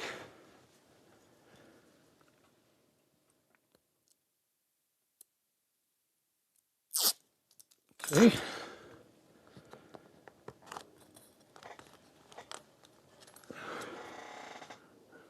And there we are, like so, with our heat sinks, and we got the wires coming out through. Okay, now this is going to screw down onto this. The wires are going to go through. Don't think it matters which hole. We can put these through there. They can one go in each hole, doesn't matter, I wouldn't imagine. Like so. And then this is going to go onto here. Where are the holes? Where are the holes? There's the holes, there's... Where am I going here? Where am I going? There we are. There's the holes there, and there's the holes there. Now the question is, do I have the correct screws for this? It looks like I need some countersunk M3s of sorts. Okay, let's see what I got. Boom, boom, boom. Let me see. So I think countersunk M3s are going to work good for that. What do I have here? Those are all M2s. Where's my M3s? There's my M3s. What do I have for countersinks? I have, let's see if these 12s will work. I think these are set for M3s, or are they set for a little bigger? 1 inch number 8. 1 inch number 8, are you kidding? Let me see. Let me see if these will work. I've already strayed from the suggested screws on some other parts.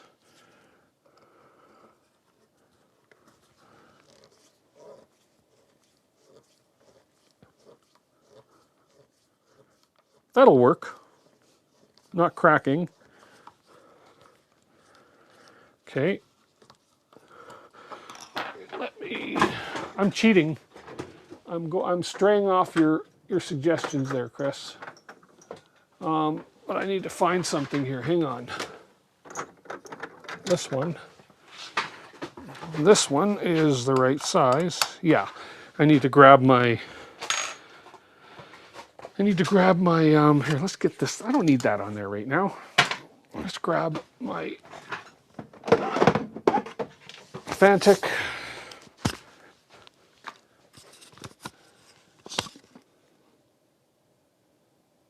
Yeah, no, I won't pull them through the TPU for sure. I shall be careful.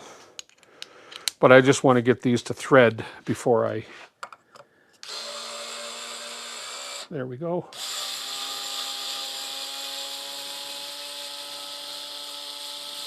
Just want to get these holes to thread before I put the piece on.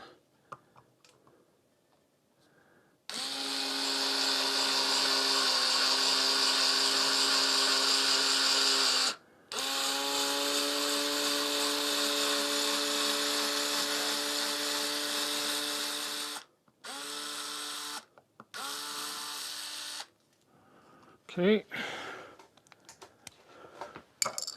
Come on. And I know what some people are saying right now. You don't want to do that because you're going to loosen the holes by screwing it in and out. But I've done this before and it seems to work okay. Because there's actually quite a bit of thread that's being created here.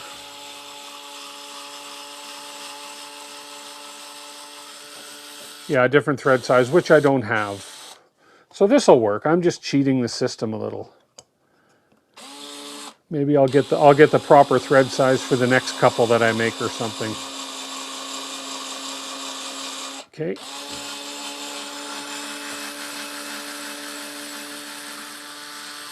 Okay. So now we can bring these down. Bring this through. Come on. Who's anxious for me to do the giveaway? Tell me. Through. And then there's the holes there, but let's make sure everything is being pulled through properly. There we go. Okay. Now, let's drop this in.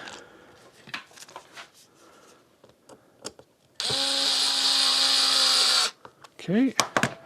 Drop the second one in.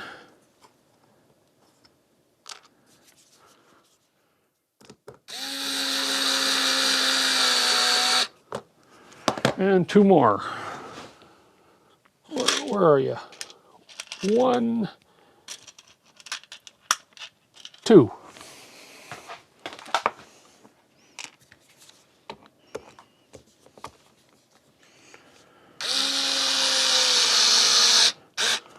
Okay.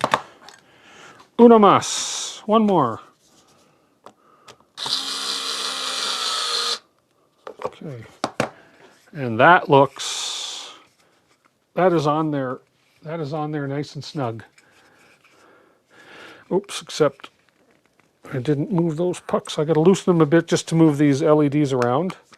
So I'm just going to back it off a hair.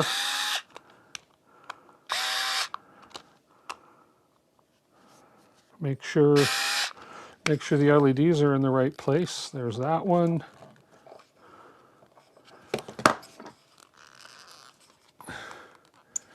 Maybe back it off a hair more.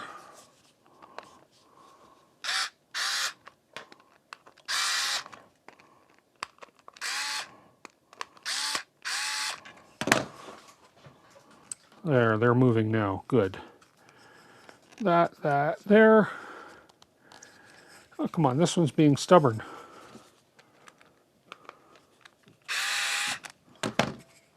There you go. Okay, now I can snug these up.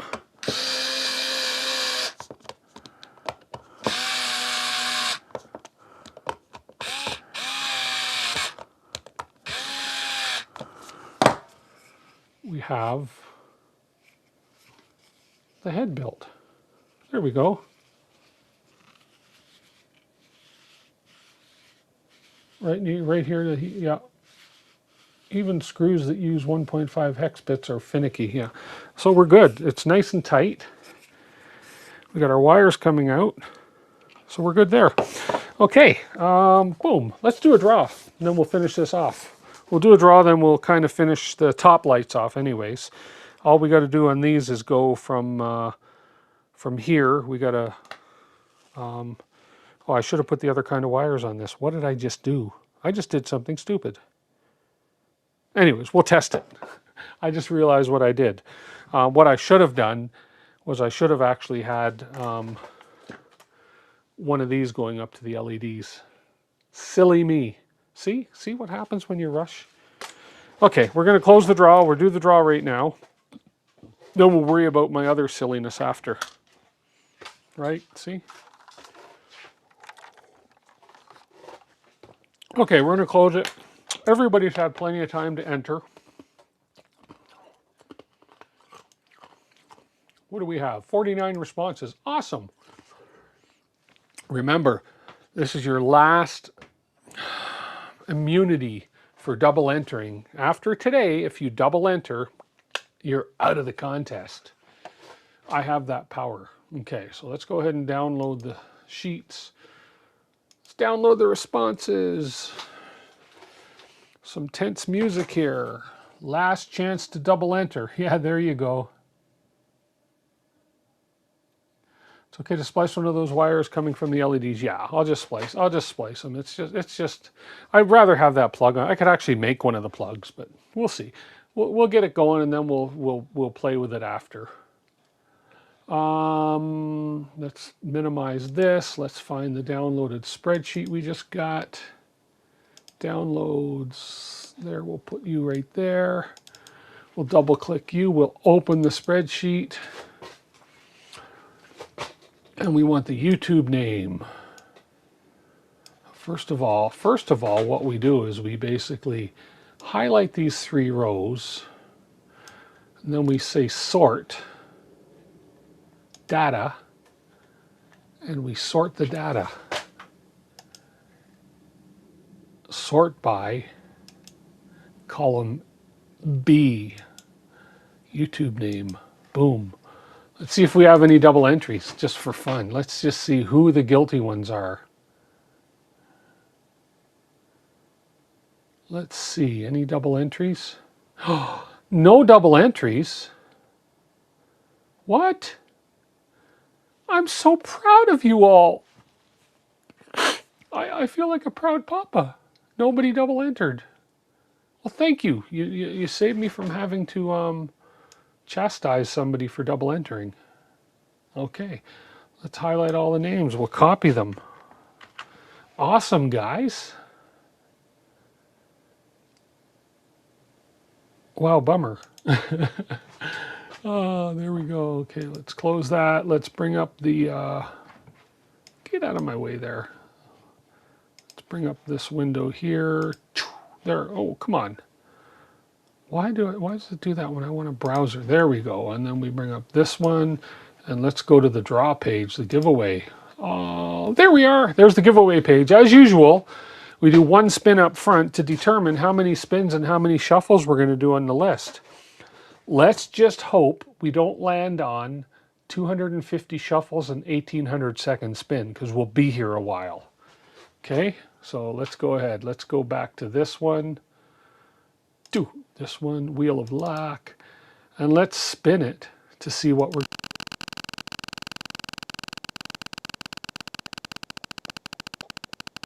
Come on, number 3. Lands on that, I'm going to cry. Oh.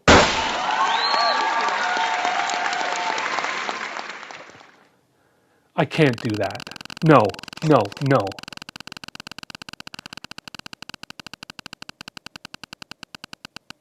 No, I can't do that.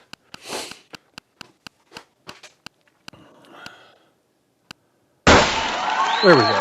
Shuffle 9 times, spin for 50 seconds. I can do that. Okay, 9 times. So first of all, what we're going to do is we're going to enter all the names on the wheel. Okay, so the wheel is empty. Totally rigged now. Look at that. The wheel is empty. We're pasting everybody's name in. There we go. We're shuffling 9 times. Ready, shuffle. 1, 2, 3, 4, 5, 6, 7, 8, 9. Okay, now we're going to spin, and it may be a long spin, so I'll see you guys in 50 seconds. Good luck, everybody.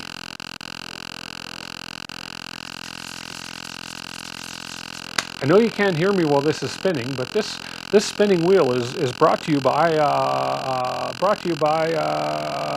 Neary's Forever Flashlight. Yes, Neary's Forever Flashlight. Build yourself a Forever Flashlight. If you ever need to replace a part or you break it, all you do is print another part. Yes, Neary's Flashlight, guaranteed to brighten your day. Okay, there we go. Oh, you can hear me. Oh, crap. Oh, well, that's okay. We're also brought to you by whatever.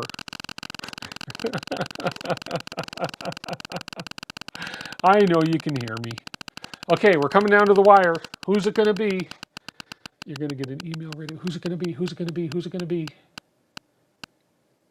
Looks like another CG. Another CG. Congratulations. Another CG. Yes, another CG. We're going to send you a link right away. Let me do that right now. Hang on, hang on. Don't go anywhere. Don't go anywhere. You're going to get your prize right. Oh, it's about darn time, he says. There you go. Okay, let me find your email here. Let's see. There you are. So we're going to take this. We're going to take this. We're going to copy that. Control C. We're going to go into the email that I've already prepared for you. And we're going to go Control V. And it is, boom, just like that.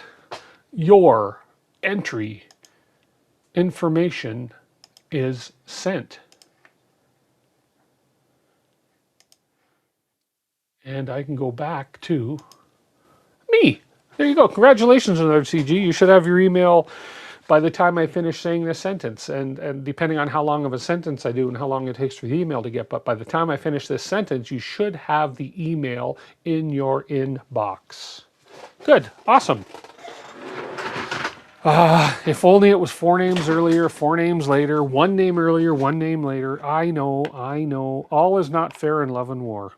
Let's do a quick test here. Since we're here, let's go ahead and strip a couple wires here. Since we're almost at the end of the show. Dum, da, da, da. Let's just strip a wire there. Come on.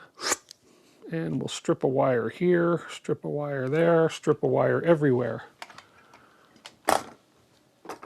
3 milliseconds longer. So this I'm going to just grab. This is going to go to the switch. Oh, this just had to go to the switch. Oh, well, that's not so bad. But this has got to go into the switch. So I should have put a wire in it. So let me think about this. So if I put the switch in now, if I run the switch in now, let's get this switch going, like so. Okay, there we go. So we have the switch. Which way is up? Oh, I can't run the switch in now because I got to solder those wires to the switch. Oy, oy, oy. Hang on a second. I'm a little confused. I've confused myself here. We're going directly to the LED with the switch right now, is what we're doing. Yeah. Okay, so I need to take this out. I need to get the switch out of there. There we go.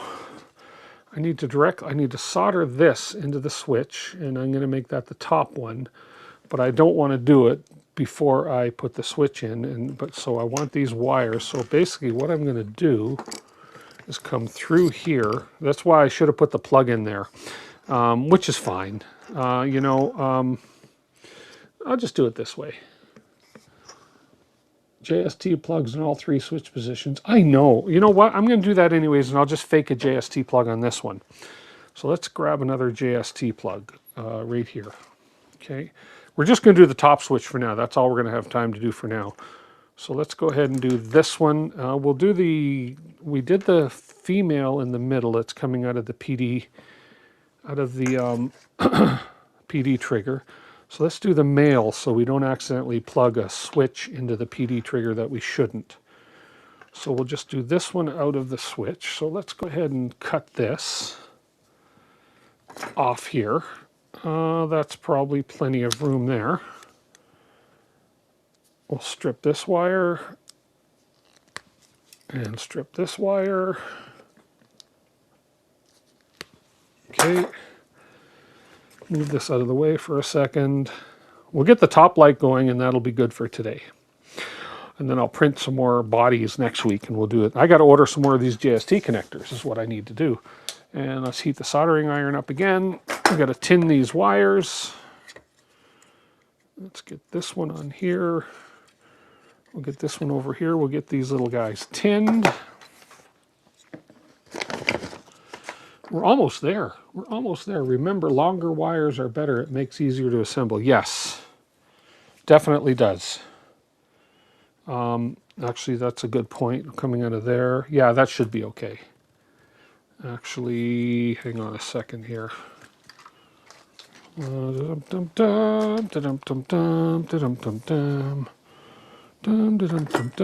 just changing my mind right now as we speak. Okay, hang on. Let's go here. Let's go ahead and do that. And we'll go ahead and do that. Yeah. Yeah, I keep forgetting that there is a ton of room in that cavity for wiring. Ton of room. So there we go, there we go. We're all heated. We'll tin these guys up. Okay, and we'll tin this guy.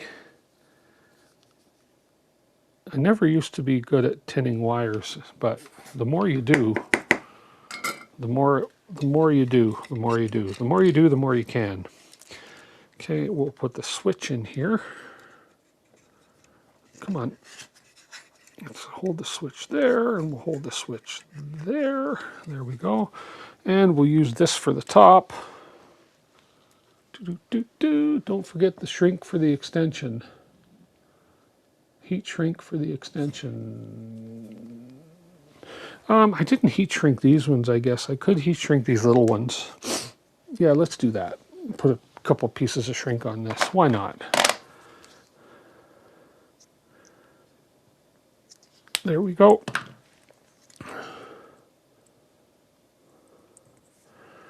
There's one. There's two. Yeah, I don't need to. I'll heat. Yeah. Sometimes little overkill is. Hang on a second here. I can cut this off a little bit there, a little bit there. Now see if I can get that.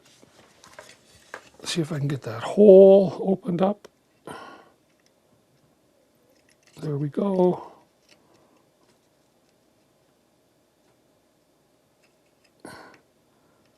And let's just get this a little solder in there.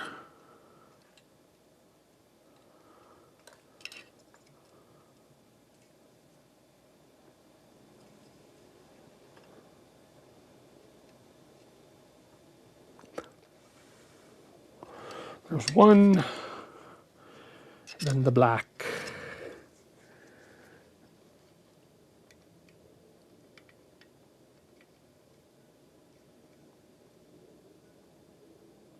And there's two.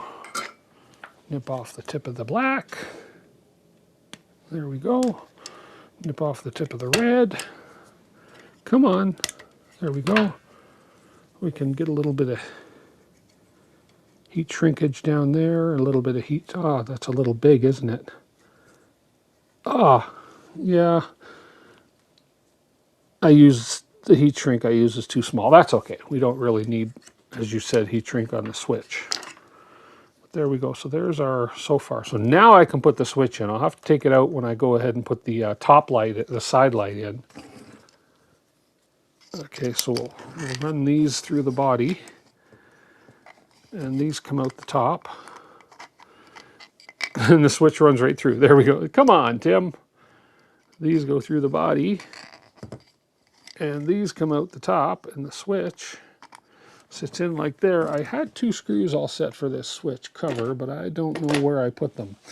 Let's just use, I think I used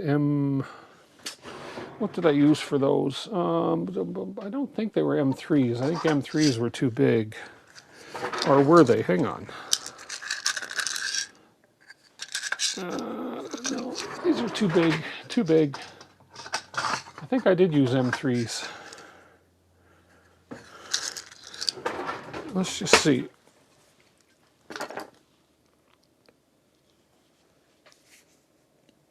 The wires look like they're long enough, yeah.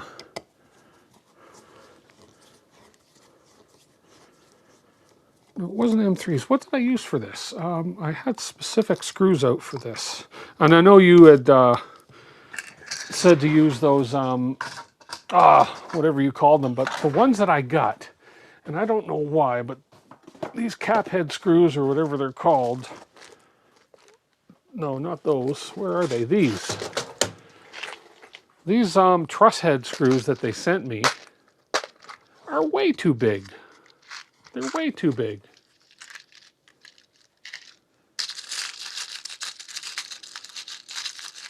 Or are they? Hang on. I'm pretty sure these screws are too big. Yeah, they're way too big. So whether they sent me the wrong ones on Amazon or not, I don't know. Anyway, let's, I did have something. Where did I put them? Hold on a second. I had them here and I put them aside. Give me uno momento, por favor. And I have solutions to everything.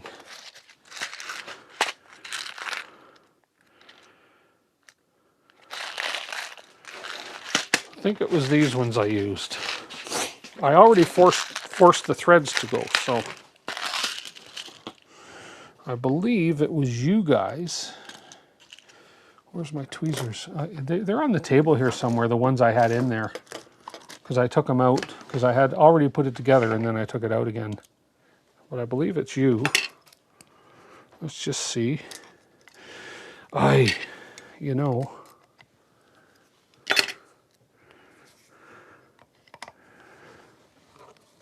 No, it wasn't you. It was not you. Because M3s are not fitting through there. Let's see. But they got to be the pointy ones, you say. Maybe that is the one I used. Oh, we'll see. Oh, I think I see it. I think I see it. There. That is it. This is it. Yes, it was a Phillips head too. That's the one I used. But where'd my other one go? I got to get some pointy heads. I do. The proper ones, but I'm only just working with what I have, because if I don't have to buy anything new and I can use what I've got here, I'd rather do that, because I have a lot of stuff here. There we go. This is going in.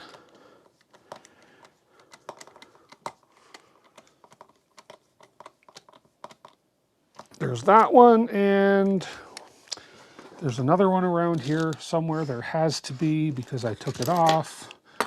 But you know what? Just for the sake of getting this going, we'll just leave it on like this. Okay, so we have the middle switch, which is this one. The middle wires, that one is those are the top. This is the middle. So the middle one's going to plug into the PD. Okay, and then we're going to wire another switch onto this one. So we'll use this little guy here. And I'm just going to kind of, I'm going to do this, I need to come from a JST into here, but I should have used this in here. I made that mistake, but that's okay. I'm just going to, what I'll do is I'll build this. I'll just pull these out and I'll rebuild this eventually. But for now, I just want to make sure that it's going to work. So what I'll do is I will take these. I don't even have to have it all assembled, as long as it's going to work, and then we can assemble it when I get the proper wiring. So for now, we're just going to do the old do it up enough for a test thing. So we're going to twist these together. Okay, like so. Yeah, I could just splice them heat shrink, but I'd rather have the plug. Oh, I see what you're saying. Yeah. Okay, let's do it. Let's take, even though I'm running a bit overtime, let's do it properly. You kind of guilted me into it, Chris. Okay, we'll do it. We'll do it. Okay. If you want to stick around, you can. If you don't want to stick around, you don't have to. Okay, so let's take the plug. We can shorten this a fair bit, say to here. We don't need these long because we've got lots of wire. There we go there. There we go there. Grab some heat shrink. Let's get the soldering iron warmed up a bit here. We'll just use some red heat shrink. Piece of that. Okay. Throw some heat shrink on here so we don't forget. You ever do your wires and then realize you forgot your heat shrink? It's annoying. You got another 13 hours at work.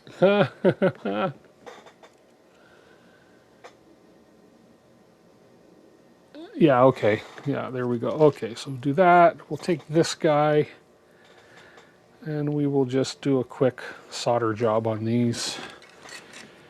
These will be quick to do. Come on. Won't be long, won't be long. Where's my solder? Where did that little piece of solder go? Well, if you can't find the little piece of solder, you make another little piece of solder. There we go.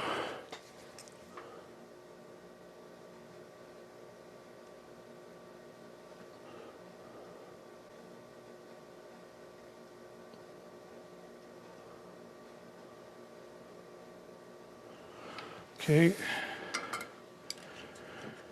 Then we'll go ahead and take these ones. Give these a little bit of a tin. These little thin wires are so hard to tin.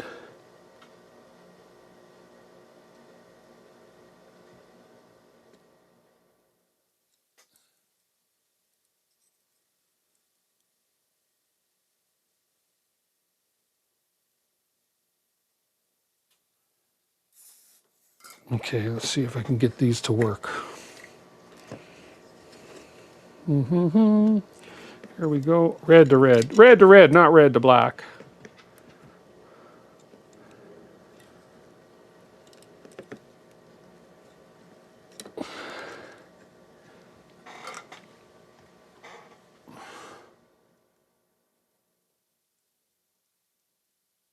There's one.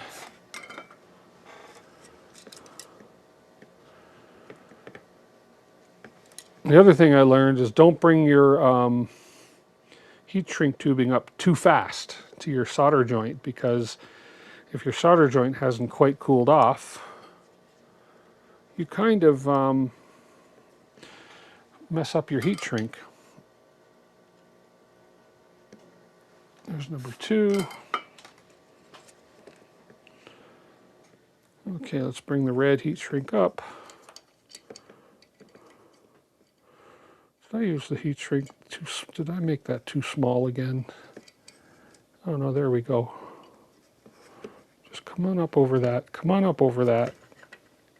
You can do it. There you go. There you go. There's the red one and the black one.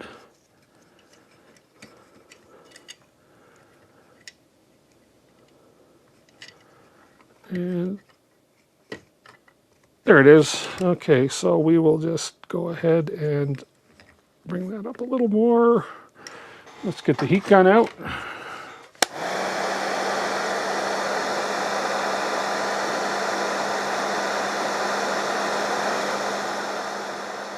If your twist game is good, no solder required. I know. I like to solder anyways, though.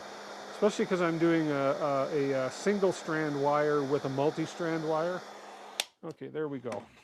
Okay, we have that all together. Yay! Now we can go ahead and plug this in, make our switches off, and hope this works. I pray it works. or it means I did something wrong. Okay. Okay. I should switch this on and these should come on, right? No. What'd I do wrong? Oh no!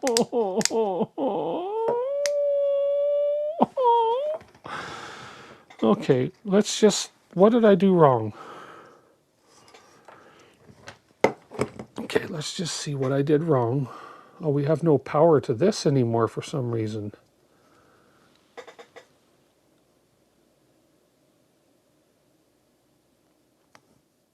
Bootstrap it by plugging in a charger. Oh, I see, okay.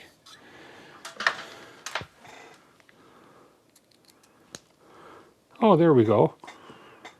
Okay. Now, oh, there we go. Okay, wow, I didn't know that. So now if I unplug that charger, turn the light on, oh, it works. Yay! I've never heard of that. Whoa, that is bright. Hang on, let me cut to this. That is bright. Look, it works. It works. Yay! That is really bright too. Those are extremely bright LED pucks. Awesome. So now, just to take this one step further, I'm running a little over time anyways. I'm going to tuck some wires in here. Okay, and we'll do the side light on another stream. So we're going to go ahead and put the PD trigger into the side where it goes here. Now, we need to tuck these wires down. Now there is a little device here which goes in here to hold the PD trigger in place. And that requires another screw, which I believe was this one. Was it this one that I used? How many you can connect together? Yeah, that would be kind of cool. Well, I've got, I think that one was too big. Is that the one I used? That might be, yeah, that is the one I used on this. Okay, just got to get this to come in. Once this is in place, come on, a little bit more, a little bit more. Okay, there we go. So basically what I just did there was inside there, Chris had designed this little, just this little piece that screws into the top right here. And what that does is hold the PD trigger in so that when you plug your USB-C charger in here to charge it, it doesn't push through, doesn't push right through. So it holds it in place nicely there. So now I can take all the rest of these wires, I can tuck these wires down. Come on, tuck them down. That's the nice thing about this large cavity. And actually, I've got to make sure when I twist and put this on that I'm not going to be putting any pressure on any of the wires when I screw this back down. And then this comes on, no wires pinched, just like that. There we go. Look at that now. It should work. Look at that. It works. I like, yay! And it is heavy and it is strong. And as I mentioned in other videos when I showed you guys this, he exclusively designed the bottom cap and the top cap to be in TPU because this is, who wants to know how heavy this is?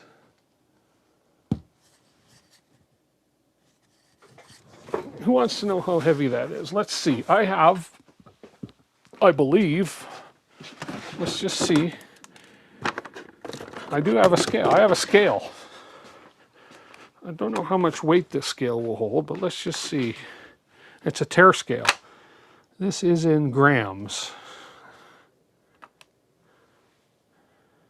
Any guesses how heavy this is?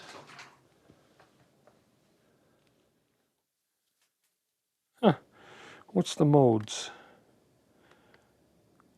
Where's pounds? No, I can only do grams.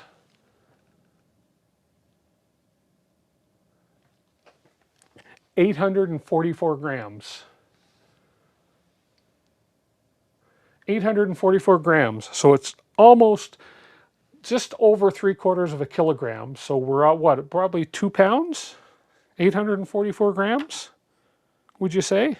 This thing doesn't do pounds. And the capacity of this thing is 1,000 grams. So we're at 844 grams.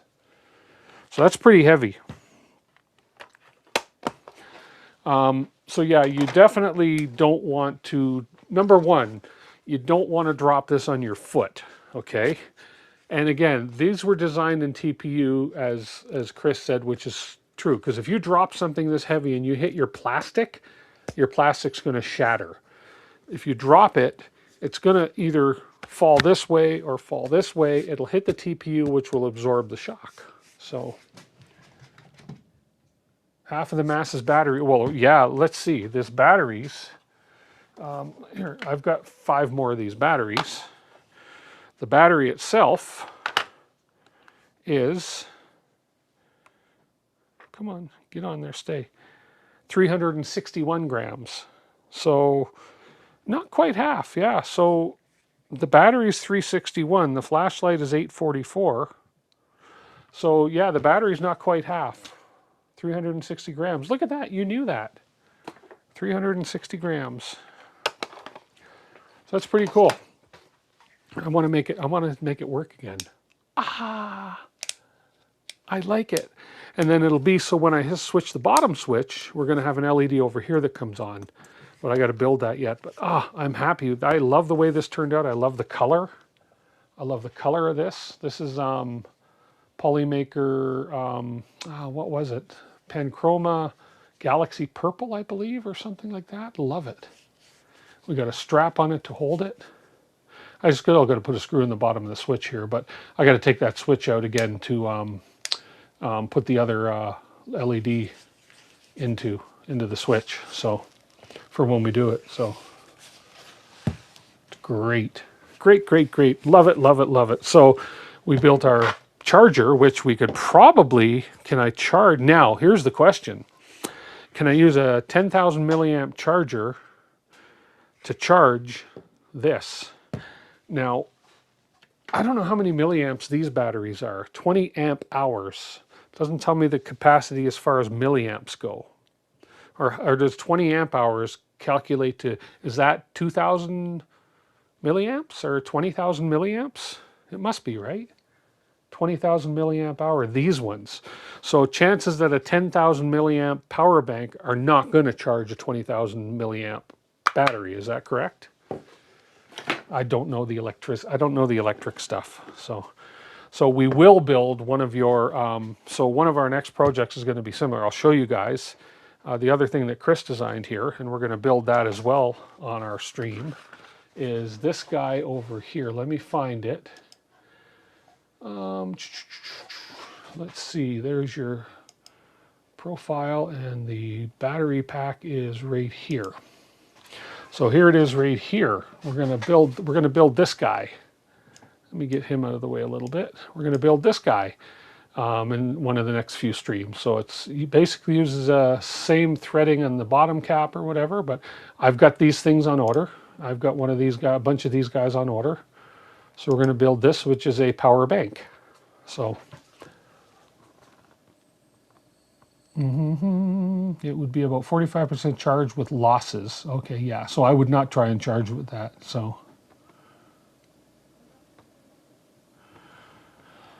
there we go. Yeah. So yeah, we're going to do these. I've ordered the ones with the display on it like this is here as well. So yeah, I'm excited to do this. I'm excited to get this printed too. Those are massive batteries. My batteries didn't come with that hardware though, so which is kind of weird. Doesn't matter. So yeah, that's what we're going to do. So what I ended up doing for the batteries, because it didn't come with that kind of hardware, is I used a, on the end to attach the wire, I used a, I used an M5, or was it an M6? I'm having a brain fart. It's the nuts that you put in the rails. So the batteries are from Ali,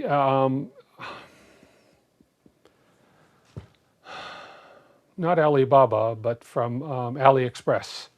The batteries are from AliExpress. Yeah, yeah, yeah. It was M6. Brain fart. I've used them. The M6 channel nuts. Whatever. What are those things called? Oh man. Oh man. I can't even think of it. Anyways, I think my brain is overloaded tonight. Current is somewhat like water flow. Place 2 water pipes side by side to get double the flow. Yeah, current. So you have parallel versus parallel is when you're going to double your flow, and series is when you're going to lengthen your flow, I suppose, right? So series will give you more time. Parallel will give you more power. Not heat inset screws, not brass standoffs. You put them in the 3D printers when you build the Vorons. You put them in the you slide them in your rails to put your bolts in. Hammerhead nuts. Gosh, you think I could think of that? Hammerhead nuts. Yeah, so I just use hammerhead nuts on these. Tighten the hammerhead nuts and they worked fine. So M6 hammerheads. Anyways, listen, that's just a sign that I'm done. My bench is a mess. It's embarrassingly messy, the bench is here. I don't think there's anything else I'm going to show you guys tonight, but next week we'll work on getting this little LED driver hooked up to the side LED. Okay, that's what we'll do next week. And in the meantime, I'm going to work on a different design for these little power banks. And then I'm going to print another flashlight body. I'm going to probably print a flashlight body out of this ASA carbon fiber. I love this filament. And I'll probably print the body, yeah, with this. Although it's quite an expensive filament, but I have, and I don't know if I have enough, because there's only half a kilogram roll. So I'll have to see if I have enough. If not, maybe I'll make one out of this Power Tool Green PLA glass fiber. So we'll see. Juice box and nap thingamajigs. There we go. T-nuts. T-nuts. Thanks. I knew everybody knew what they were. I just had a brain fart, right? So anyways, I'm done. The browser is warning you just saw part of our safety feature. Whatever. Safety feature shit. I'm done. We have power banks we finished, and we almost got a complete flashlight we finished. I'm going to keep blinding you guys. Yeah. Love this. I love this. I'm going to be building 2 or 3 of these, and then I'm going to do your power banks. So these are awesome to have around the house. Guys, listen, it's been a pleasure. Thank you so much. Congratulations to another CG for winning the Polymaker draw. Hopefully you got that by now. You should. And we will see you turn the lights off. Oh, okay. You want me to turn the lights off and show you how bright this is, and then we'll go? Okay. So here, let me, where's my phone? Let me turn my studio lights off first. Okay. Okay. Okay, let me go turn the lights off. Hang on, I'll be back. I don't know how well you'll see me in here, but let's just see. And then I'll shut it down. We're going to shut the stream down in the dark. And let me go turn the basement lights off. Boom. And boom. Okay, we have one little light on over the Century Carbon printer. Hang on, hang on. We're dark. We're really dark. Okay, we'll turn this light off. And we'll really be... Oh, now we're really in the dark. You can't even see me. Anybody see me? Okay, ready? Set. It actually lights up an area quite well. I mean, that's great. It lights up. It won't, like, it's not meant, so there we go. I'll shine that behind me on the wall. It's not a spotlight because there's nothing focusing the light. It's more so a light to flood the area. So it works great. Like if I had to come into a dark room, this is great. So yeah. So there you can see behind me, right? Really decent. Bloody Mary, hang on. Bloody Mary, Bloody Mary, Bloody Mary, Bloody Mary, Bloody Mary. What's the other one? Oh, I forget the other one. Not a Cree light, but will do. Well, for the price of these lights, it will do. And I'm just looking to see if it gets hot. It's not getting warm at all because I think those heat sinks are doing the job it's supposed to be doing. But I should do a full stream like this one time. It was a dark and stormy night in Calgary, Alberta.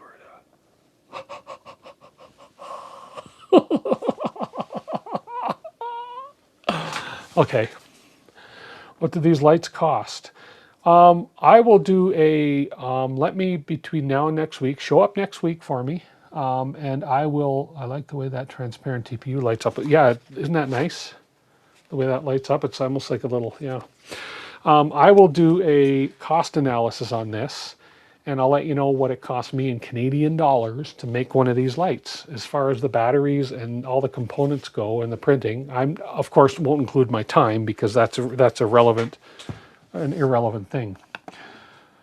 Okay, guys, red rum, red rum, red rum, disembodied head of DeWitt. So with that said, everybody have a spooky, spooky week ahead of you. This would be great if it was Halloween. Okay, we'll talk to you guys next week. Chris, we'll see you on your stream on Wednesday as usual. And you guys have a great week, and thanks for watching. I appreciate you all very much. Take care for now. Bye.